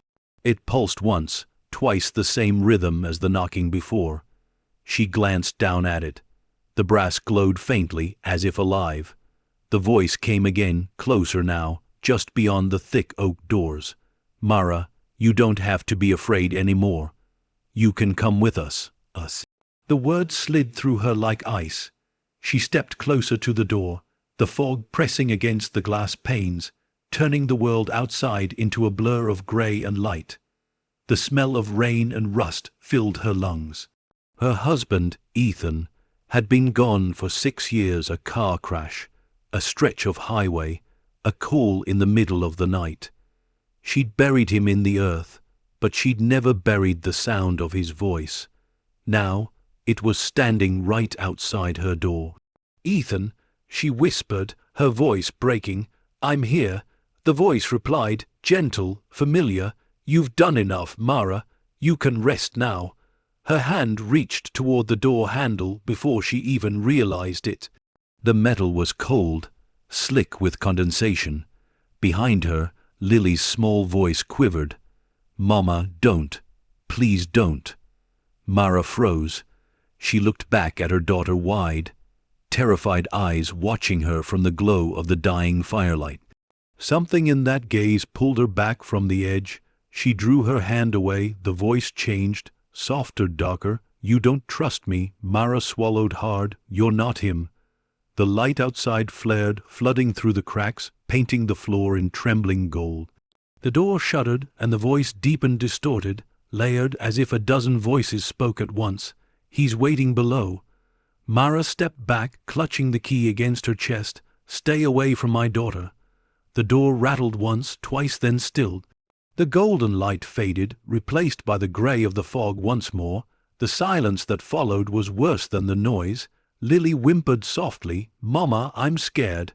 Mara forced herself to breathe. "It's okay, baby, it's gone now." But she didn't believe it. She looked down at the key. It no longer glowed, it pulsed dimly, as if cooling after being overheated. Beneath her feet, the floor vibrated again, faintly at first, then stronger. The rumble came from below, from beneath the door that wasn't there yesterday. She turned toward the cracked tile near the platform. The fissure had widened. A sliver of light leaked out from within, the same golden hue that had glowed beneath the door, the vault. Mara felt it like gravity. The pull wasn't just physical, it was emotional, spiritual, as if something deep within her recognized the heartbeat below. The station master's voice echoed in her memory. "The light is the trap." "Mama," Lily whispered. "It's calling you." Mara turned sharply. "No, we're leaving now." She grabbed Lily's coat, her bag, anything she could carry. But when she turned toward the exit, the doors were sealed. The rusted locks she'd never used were now fused tight. Metal melted into the frame. The fog pressed against the windows like a tide trying to drown the station. "Mama, look." Lily was pointing toward the mural, the one that had changed before. The painted train was now glowing faintly, its smoke swirling with motion. The faces of the passengers were clearer, distinct. They weren't smiling anymore. One of them was Ethan. Mara's breath shattered in her throat. She stumbled backward, knocking over a chair. No, that's not real. The mural shifted not like paint, but like a reflection. The steam moved, parting just enough for her to see something behind it, a dark tunnel, faint lights moving within it. Then a voice, Ethan's again, soft and pleading. "Please, Mara, don't make me wait any longer." The mural's train light flared once, then went dark. Lily clung to her mother's coat, whispering, "He's inside the train." Mara looked down at her shaking hands. The key vibrated again, matching the pulse beneath the floor. The vault was no longer just a place, it was connected to all of it. The train, the light, the voices. And somehow, it wanted her to come down. The ground trembled once more. The crack in the marble split further, and with a sound like a sigh, the first section of the floor gave way, revealing an iron staircase spiraling into blackness. Warm air drifted up, heavy, metallic, smelling faintly of dust and oil. Lily gasped, "Mama." Mara gripped her shoulders. "Listen to me. Stay here. If anything happens, you run and don't look back." Tears welled in Lily's eyes. "You can't go down there." "I have to." Mara lifted the lantern, its light barely cutting through the thick air rising from below. The hum was louder now, deep and steady, almost like the rhythm of an engine idling beneath the earth. She stood at the edge of the staircase, staring into the dark. "I'm not afraid of you," she whispered. The air answered with a faint metallic click, the sound of an unseen door unlocking. She tightened her grip on the key. One last breath. Then she began to descend. Each step echoed like a heartbeat, her shadow stretching across the walls as the light followed her downward. The sound of the station faded above her, replaced by the hum of machinery and the whisper of voices too distant to understand. Halfway down she stopped and looked back. The fog above had already swallowed the opening. There was no way out now. Below, the vault waited alive, ancient, and whispering her name through the dark. And somewhere deep within it, she heard Ethan's voice again, "Welcome home." The air thickened with every step Mara took. The stairwell spiraled endlessly, carved from old iron and stone, slick with condensation and time. Her lantern flickered in the damp, throwing trembling arcs of light across the walls. The deeper she went, the louder the hum became, not machinery now, but something living, something breathing. She could still hear her own heartbeat, but it no longer sounded like hers. It matched the rhythm beneath her feet. When her boots touched the final step, the stairwell opened into a cavernous chamber. The air down here was warmer, almost humid, heavy with the scent of metal, oil, and something faintly sweet like old flowers left too long in water. She lifted the lantern. Its weak light revealed what looked like the remains of a storage facility, massive concrete walls lined with rusted pipes, rail switches, and corroded signs, halves wallowed by age. On one wall, stenciled letters spelled out, "North Hollow Freight Vault 9. Mara's breath caught. She stepped forward slowly, her light glancing over broken crates and collapsed shelving. Old freight manifests littered the floor, the paper blackened by moisture. She crouched and picked one up, brushing away the grime. The date at the top read June 17, 1946, the same date stamped on the cancelled tickets. Her lantern beam moved across the chamber and stopped. At the far end of the room stood a door, not just any door, a vault door, 12 feet high, circular, made of steel so thick it seemed impossible to have ever moved. Its edges were scorched black, as though from an explosion long ago. In the center of the metal was a single keyhole. Mara stepped closer. The hum vibrated through the soles of her boots, the sound deepening the nearer she got. The door pulsed faintly, in rhythm with the key in her hand. Her voice trembled. "You've been waiting, haven't you?" A faint echo answered her, but it wasn't her own. Too long. She spun around. The chamber was empty. Who's there? Her lantern flickered, shadows leaping along the walls. From one of the side tunnels, a figure stepped into the light. It was Jonathan R. Voss, the station master. He looked almost human now, his uniform still dusted with ash, his face drawn but no longer blurred. The hollow glow in his eyes had dimmed, replaced with something worse, sorrow. Mara raised the lantern toward him. "You said not to open it." "I did," he replied, His voice was low, filled with weight. "But now you've brought the key back to it. It knows you're here. There's no locking it again." "What's inside?" Voss's gaze shifted to the door. It was supposed to be a transport vault, a temporary holding unit for the gold sent from Europe after the war. "They told us it was payment, reparations, hope." His voice broke on the last word, but it wasn't gold. Mara's skin prickled. "Then what was it? The last train that came through here didn't carry treasure," he said. "It carried what was left of them. Men, women, children, hidden, disposed of. When we found out, we tried to stop it. The government called it an accident, a derailment. But there was no crash. We locked the carriages down here and sealed them." Mara stared at him, the horror slowly seeping into her bones. "You buried them alive?" Voss's jaw tightened. "We didn't know they were still alive." Her stomach turned, and now. He interrupted, "The vault remembers. Every echo, every soul trapped beneath that door, they want to be seen. They want the world to know what was done to them, and they've chosen you." She shook her head violently. "No, I didn't ask for this. I just needed a home." He stepped closer. "You came because you were lost. You came because you were desperate. That's how it works. It doesn't choose the pure. It chooses the broken." Mara felt tears sting her eyes. "Why me?" "Because you can't walk away," he said softly, "and because you carry their same grief." He looked toward the door again, the hum swelling around them. "It's waking. You have to decide what to do before it fully opens. What happens if it opens? The truth comes out," he said. "And the world above will finally remember." She stared at the vault door. The air in front of it shimmered faintly, golden light bleeding from the seams. The sound that came from within wasn't screaming or crying anymore. It was a single long breath, like 1,000 voices exhaling at once. Her hand trembled. The key pulsed again, hotter now, the brass almost burning against her palm. Voss looked at her. "If you open it, you'll never leave this place. But if you destroy the key, the truth dies here with us again." Mara closed her eyes. Above her, Lily was waiting, the station, the fog, the dead train still lingering between worlds. Her heart ached with the weight of it, the moral crossroads she had never asked for. When she opened her eyes, Voss was gone. Only the echo of his words remained.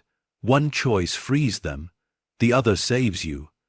The vault throbbed with light now, the golden glow filling the chamber, warm and cold all at once. Mara stepped forward until her reflection gleamed faintly in the steel. The hum was so loud she could feel it in her teeth. She lifted the key. It fit the lock perfectly, and as she held it there, her hand trembling, she heard one final whisper, not from the dead, not from Voss, but from Ethan's voice deep within the door. "Turn it, Mara. Turn it and come home." The key began to move on its own. The key twisted in her palm before she even made the choice to move it. The metal burned, branding her skin with its heat, yet she couldn't let go. The lantern's light flared and died, plunging the vault into darkness, except for the thin halo seeping through the seam of the massive steel door. The hum became a roar. Mara staggered back, trying to release the key, but it held her hand fast, drawing her forward as though the lock itself were breathing her closer. The steel vibrated beneath her fingers, then a sharp, shuddering sound split the air, the hiss of pressurized bolts snapping free after decades of rust. The vault door lurched. It turned once, a fraction of an inch, and from the crack spilled a light that wasn't light, golden and white, pulsing and alive. It spilled over her face and hands, dazzling and blinding all at once. Beneath that radiance came voices, hundreds, whispering, crying, laughing. The sound was not sorrow or rage. It was release. Mara fell to her knees, the key slipping free at last, clattering onto the concrete. The glow grew brighter, spreading across the walls, turning every shadow into moving shape. In the storm of brilliance, She saw faces blurred and translucent drifting upward as though carried by invisible steam. Men, women, children, their eyes closed, their mouths moving in silent words of thanks or prayer. She pressed a hand to her heart. "You were never gone," she whispered. "You were just waiting." The chamber trembled as the last of the bolts gave way. The door swung outward a few inches, heavy enough that the vibration shook dust from the ceiling. From within came the sound of old iron shifting, the creak of wheels that hadn't moved since the war. Her eyes adjusted to the glow. She could see inside now. Rows of train cars stood in the hollow space beyond, skeletal, eaten by rust, their windows shattered. But the light came not from them. It came from what was draped across them, thousands of small, glimmering pieces of gold. Coins, jewelry, trinkets melted together, forming a single undulating mass that seemed to breathe. Mara took a step closer. The heat from it rolled toward her, humid and metallic. The air shimmered. A voice rose out of the glow. Ethan's again, but softer, more human this time. "Do you see now? They were never the treasure. They were the cost." Mara turned slowly. The ghost of the station master stood at the base of the stairs, his cap in his hands. Behind him the mist poured downward, folding into the room like a tide. "You opened it," he said. "I had to," she whispered. "They deserve to be remembered." Voss's eyes flickered toward the light. "Then they are free, but freedom has a price." The golden mass began to shift. The coins and chains rose in slow spirals, forming figures that shimmered between gold and ash. Their faces turned toward her, mouths opening in a chorus of soundless gratitude. She took a single step back, tears running down her cheeks. "Go," Voss said quietly, "before it takes you too." Mara turned toward the stairs. The air was thicker now, pushing against her as though the vault itself were drawing breath. She clutched the railing, pulling herself upward. Behind her the light pulsed brighter, flooding every inch of the chamber. "Run," Voss's voice echoed. She climbed, lungs burning, every step fighting the weight of the heat and the pull of the hum. Halfway up, she looked back. Voss stood in the doorway, the light consuming him.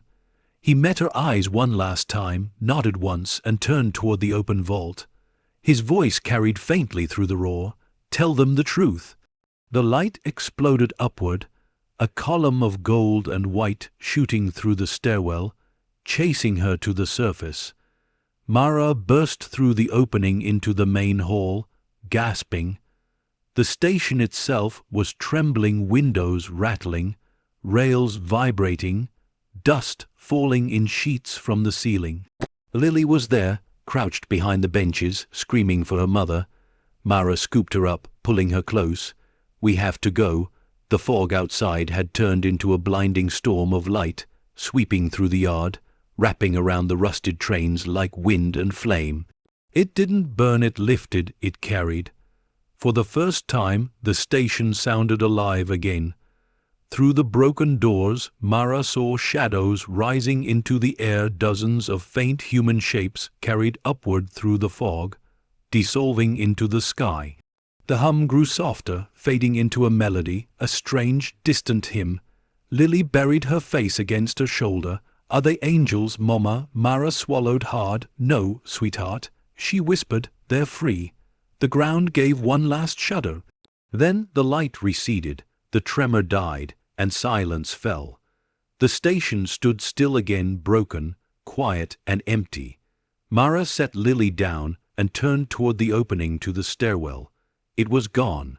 The floor had sealed itself with a smooth layer of blackened stone. The vault had closed forever. She reached into her coat pocket and felt the key. It was no longer hot, cool, ordinary brass once more, the number 91 barely visible under layers of soot. She pressed it into Lily's hand. "Keep it," she said softly. "It's not just a key. It's a promise." The first real dawn light broke through the clouds then, a pale gold that felt human, natural. The fog lifted slowly from the tracks. Mara looked out across the yard. For the first time since she arrived, she heard the world outside the station, the wind in the trees, a single bird calling from somewhere far beyond the rail line. She turned to her daughter. "It's over," she said, but deep beneath the new sunlight, faint and distant, the sound of a train whistle echoed once long and low, fading into the horizon like a farewell. Mara held Lily close and whispered, "Some stories never end. They just move on." And as the morning light spilled through the broken arches of the station, mother and daughter stood together, surrounded by the ghosts of a past finally at peace. The day after the vault opened, the world above was quiet again. The air carried no fog, only the faint scent of rain and metal. Sunlight fell through the broken ceiling of the station, turning every shard of glass into gold. It was the first true morning Mara had seen since arriving. She stood in the main hall barefoot, the floor beneath her cold but still. The station no longer hummed, no more whispers, no ghostly trains moaning through the fog. Only silence heavy, complete, almost sacred. Lily was drawing by the window again, using charcoal she'd found from the fire pit. Her small hand moved in slow circles, calm and focused. Mara watched her for a long while, amazed at how children could find peace in the ashes of chaos. "What are you drawing?" she asked softly. Lily smiled without looking up. "The train," she said, "but this one's empty. It's just light now." Mara's heart ached, a strange mix of sadness and pride. She knelt beside her daughter and traced the edge of the paper. "That's beautiful, sweetheart."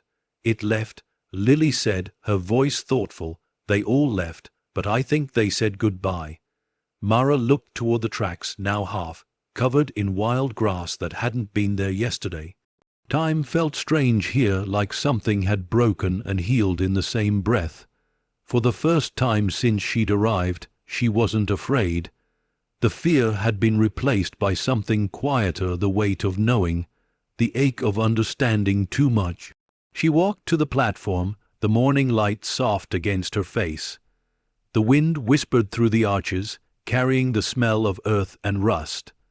The rails gleamed faintly, like veins of memory running deep into the land. Where the fissure had once been, the marble was smooth now, sealed as if the earth had healed itself. No sign of the stairway, no trace of the vault, just stillness. Mara crouched, pressing her palm against the stone. It was cool, solid, final. "Thank you," she whispered. The wind answered with a faint sigh, the kind that sounds almost like a voice too distant to catch. Behind her, Lily's laughter rang through the hall, bright, real, alive. Mara turned to see her spinning beneath a shaft of sunlight, her arms outstretched, her laughter echoing off the walls. For a heartbeat, the station didn't look abandoned anymore. It looked reborn, and yet, in the edges of the light, Mara thought she saw movement, a flicker, a shadow crossing behind one of the broken arches. She blinked and it was gone, but a feeling lingered. She picked up the brass key from where it hung on the chain around her neck. Its surface had dulled to a warm bronze, harmless and ordinary. Still, when she closed her eyes, she swore she could feel a heartbeat inside it, faint, steady, like a memory that refused to die. Lily ran up and grabbed her hand. "Can we stay here forever?" Mara smiled faintly. "Not forever, my love. Just long enough to remember." They walked through the station together, sunlight tracing the outlines of old benches, walls, and the mural that had once glowed with gold. The faces were faded again, returned to paint and silence, but something had changed them. The figures on the mural were now looking forward, not upward. Their hands weren't reaching for the train anymore, but for each other. Mara stopped to study it. "They were never trying to escape," she murmured. "They were trying to hold on." She felt Lily slip her small hand into hers, Like us, Mara nodded, her throat tight. Exactly like us. Outside, the wind carried a faint sound, a whistle, far away, faint and fading. Not haunting this time, but peaceful, like a lullaby drifting across the hills. The world felt lighter. The past had been set free, but its echo remained not as a curse, but as a reminder. Mara turned to her daughter. "Come on, let's go home." Lily tilted her head. "Where is home now?" Mara smiled softly, her gaze sweeping across the quiet ruins, the cracks filled with light. "Anywhere we choose to start again." As they stepped through the archway into the morning sun, the station behind them seemed to breathe one last time, a soft exhale of dust and warmth, a sigh of release. And somewhere deep below, far beneath the earth and stone, a single light still flickered, not as a warning this time, but as a memory. The vault had closed, but the story it carried would never be buried again. The road out of the valley was lined with wildflowers that hadn't grown there before. The colors were quiet, soft yellows, pale blues, but to Mara they looked like a promise. She and Lily walked slowly, their shadows stretching long in the afternoon sun. The borrowed truck sat at the edge of the road where she had left it days ago, untouched, waiting. When she started the engine, it coughed and groaned, then settled into a steady hum. She rested her hand on the wheel for a moment, looking back at the station one last time. From a distance, it didn't look haunted anymore. The fog had lifted entirely, revealing its true shape. Graceful arches, cracked stone, and ivy winding through every scar. The clock tower still leaned, but sunlight caught on the glass face, making it glint like a beacon. Lily leaned against the window, watching the building disappear behind the trees. "Do you think they're gone for good?" Mara's voice was soft. "I think they've gone where they were meant to." "And the man with the hat?" Mara smiled faintly. "He stayed behind to make sure the door closed." Lily nodded solemnly, as though she understood. Children often understood more than words could explain. They drove for hours without speaking, the landscape unfolding in waves of color. Fields gave way to forests, forests to small towns, and then the world of the living began again. Gas stations, mailboxes, the smell of coffee drifting from unseen windows. Mara felt the pull of the ordinary world like a strange kind of gravity. For the first time in weeks, she saw people real, laughing, arguing, existing without the weight of ghosts. And yet, she couldn't shake the feeling that something of the vault still lived within her. When the road widened, she pulled over near a hill that overlooked the town below. The air was warm, heavy with summer, cicadas humming in the distance. She turned off the engine and sat in silence. Lily climbed into her lap, resting her head against her mother's chest. For a long moment, neither of them spoke. Then Lily whispered, "Are we safe now?" Mara wrapped her arms around her daughter. "Yes, sweetheart, we're safe." The answer came easily, but the truth behind it lingered, a quiet uncertainty. A heartbeat she could still feel under her ribs, steady and low. The vault's rhythm hadn't stopped completely. It had simply changed. From her pocket she drew out the key. It looked ordinary now, dull brass, worn edges, nothing more than metal and memory. But when she held it to the light, a faint reflection shimmered across its surface, a railway line stretching into the horizon. She turned it over once, then again, then closed her hand around it. Lily looked up. "Are you going to keep it for a while?" Mara said. "Not because I need it, but because someone has to remember what happened." Lily smiled. "Then it'll remember you too." Mara laughed softly, pressing a kiss to her daughter's forehead. "Maybe it will." They sat together until the sun began to sink. The sky turned gold, then deep red, the colors bleeding into each other like old photographs fading in reverse.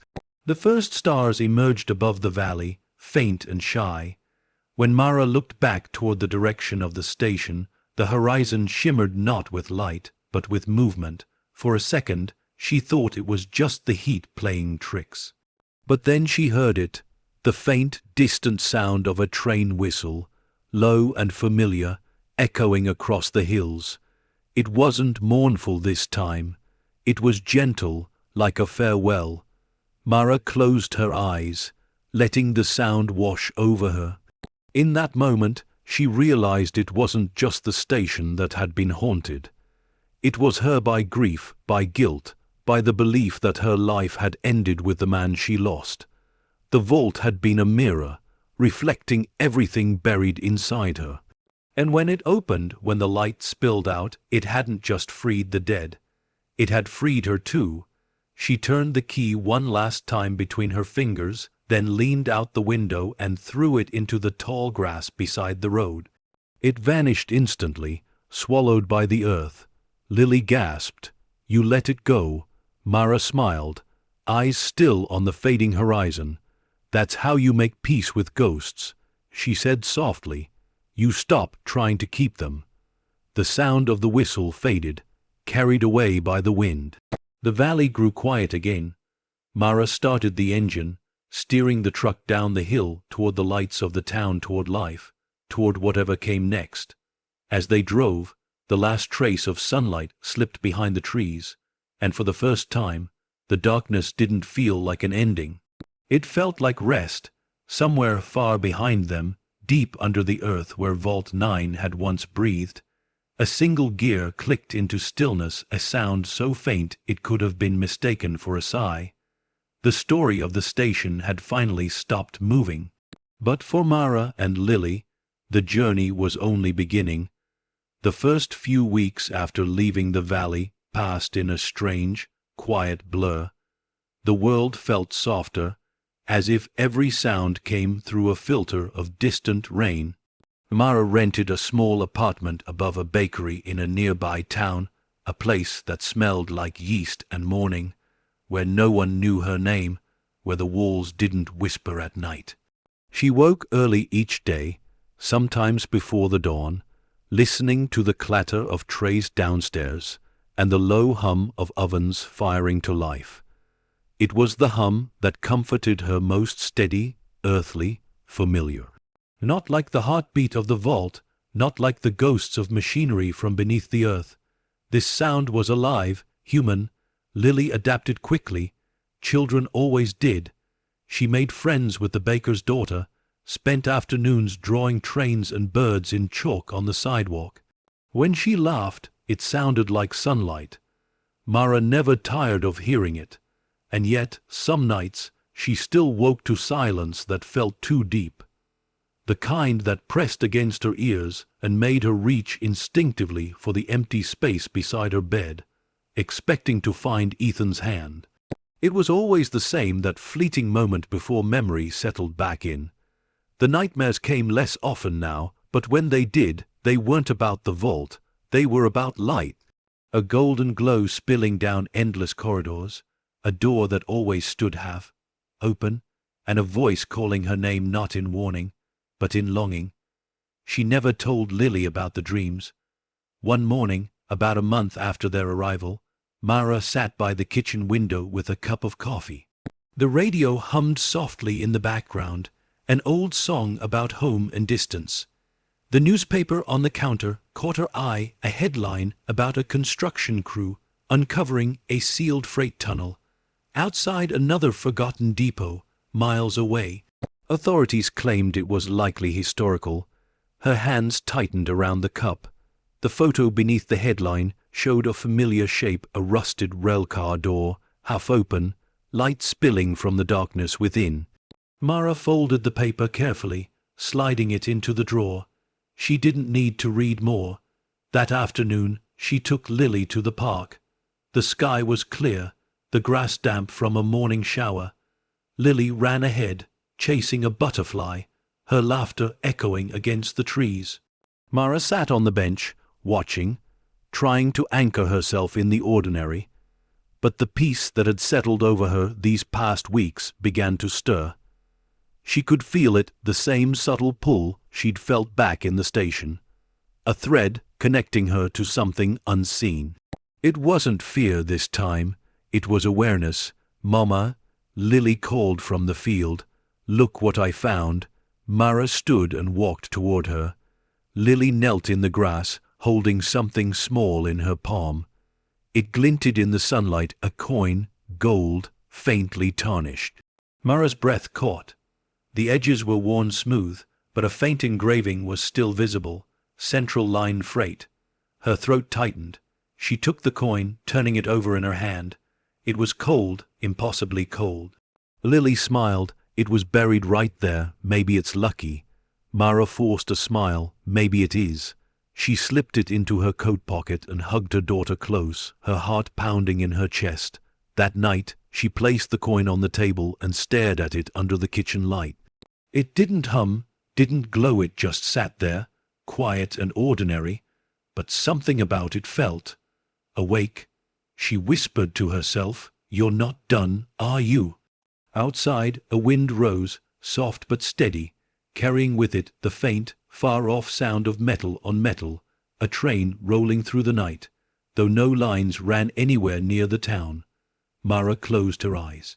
The memory of light filled her mind again, warm and endless, not threatening this time, but patient. Some truths, she realized, never end. They wait. They find new doors, new keepers. She looked toward Lily's room, where her daughter slept peacefully, the faint sound of her breathing mingling with the hum of the world outside. Mara smiled, a tired, knowing smile. Not this time. She whispered to the coin, "Whatever you're looking for, it's not me anymore." But deep down she wasn't sure she believed it, because as she turned off the light, the coin shifted just slightly, catching the last sliver of the moon. And from somewhere beyond the horizon, faint but undeniable, came the long, mournful whistle of a train that shouldn't exist. The Vault's song wasn't over. It had just changed tracks. The whistle faded into silence, but sleep never came easily that night.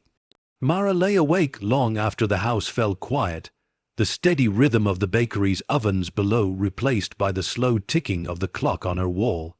Each tick felt too loud, too measured, like the echo of rails under a moving train. She got up before dawn and stood by the window.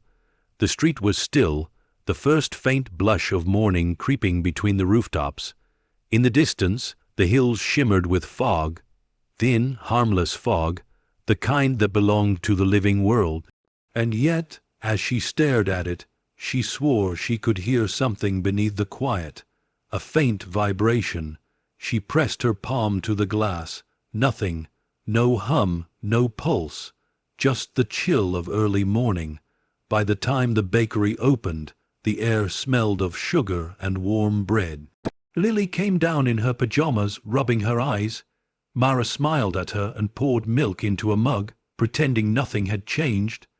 They ate in silence, but Mara's mind wandered back to the coin now sitting in the drawer beside the folded newspaper. It felt different now, heavier somehow. When she'd picked it up last night to move it, it had almost hummed. Not sound exactly, but sensation. The same low vibration she used to feel through the soles of her boots in the station. "Can we go see the trains today?" Lily asked suddenly. "The real ones." Mara hesitated. There was a small museum just outside town, restored freight yard with one of the old locomotives on display. She'd passed it on their first day here and promised they would visit when things felt normal again. But the idea of standing near steel and tracks, of hearing that sound again, made her chest tighten. "Maybe this weekend," she said softly. Lily looked disappointed for only a moment, then brightened again. "Can I draw one instead?" "Of course." While Lily sketched at the table, Mara opened the drawer and took the coin out once more. It was warm now, warmer than her skin. She turned it over in her palm, tracing the faint engraving, Central Line Freight. The letters seemed deeper than before, the grooves catching the light in ways that didn't make sense. She could almost see movement in the reflection. Shadows, smoke, the blur of something rushing past. Mara closed her fist around it and whispered, I freed you. You don't need me anymore." A sudden sound made her flinch. The sharp chime of the bell above the bakery door downstairs. A man's voice followed, polite, low, unfamiliar. "Good morning. I'm looking for Mrs. Ellison." Mara froze. No one in town knew that name. She moved to the top of the stairs, listening. The baker's wife, cheerful and unbothered, said, "Upstairs, love, third door." Mara's pulse quickened. She slipped the coin into her pocket. Moments later, a soft knock sounded on her apartment door. She opened it halfway. The man standing there wore a long coat the color of dust, a hat pulled low against the light. His features were sharp but kind, his eyes unreadable. "Mrs. Ellison?" he asked. Mara nodded slowly. "Yes, can I help you?" He smiled faintly. "My name is Derek Voss." The name hit her like ice water. "Voss," she whispered. He nodded. "Jonathan was my grandfather." Her throat went dry. The man reached into his coat and pulled out a small envelope, yellowed and sealed with wax. The stamp bore a familiar symbol, a circle with the letter B inside it. "Directive 41, B. My grandfather left this with our family," Derek said. "We were told to pass it on if anything at the North Hollow site ever reopened." Mara stared at him. "How did you find me?" He hesitated, eyes flicking to her pocket, where the coin rested. "Let's just say, the vault leaves traces." She wanted to slam the door, to pretend this was just another piece of the nightmare she'd already survived. But something in his voice, soft, careful, kept her still. He handed her the envelope. "You should read it, then decide what to do." Before she could reply, he tipped his hat and turned down the hall, footsteps fading with uncanny quiet. Mara stood frozen, staring at the letter in her hand. The seal was unbroken, the paper brittle and thin. She walked back to the table, set it down beside Lily's drawing, and slid a knife under the wax. The smell that escaped wasn't dust, it was smoke. Inside were 2 sheets of parchment. The first was a map. The second was a note written in Jonathan R. Voss's hand. "If this finds its way to you, it means the vault did not die. I did what I could, but the light cannot be buried forever." Each vault was a carriage, each carriage a secret. There were 9. You open the 9th, there are 8 more. Mara felt the world tilt. Lily looked up from her drawing. "Mama," Mara forced a smile that didn't reach her eyes. "It's nothing, sweetheart, just old paper." But as she folded the note back into its envelope, she could feel the hum again, faint but certain, this time not from the coin, not from the ground, but from the air itself. She looked out the window toward the horizon. The sky was gray again, though no storm was coming. And somewhere far off, like a heartbeat returning after too much silence, a single train whistle sounded. It wasn't an ending. It was the beginning of another line, and this time the tracks led everywhere. The next morning broke beneath a veil of gray. The sky felt low and heavy, pressing down on the town like an unspoken secret. Mara sat at the kitchen table, the unopened map from Jonathan R. Voss spread before her. The paper was so thin it nearly disintegrated under her touch, but the ink remained sharp lines, routes, and symbols converging like veins across a body she hadn't known existed. At the center, 9 circles had been drawn in a perfect arc. Each was labeled with a number and a name: Vault 1 Blackridge Depot, Vault 2 Willow Point Crossing, Vault 3 Ridgefall Junction. Down the list they went, every one marked with a red slash except the last. Vault 9 North Hollow. That one had been circled twice, and beside it, a single word scrawled in fading ink: Awakened. Mara traced the other 8 vaults with her finger. Each lay near an old transport hub stations that had been decommissioned decades ago. Some she recognized from history books, others she had never heard of. It was a map of forgotten ghosts. She closed her eyes, leaning back in the chair. The smell of coffee filled the small kitchen, grounding her for a moment. But beneath it, she could almost taste the air from the underground chamber, again damp, metallic, alive. Lily padded in quietly, dragging her blanket behind her. Her eyes were still heavy with sleep. "You're looking at the map again." Mara smiled faintly. "You could hear that."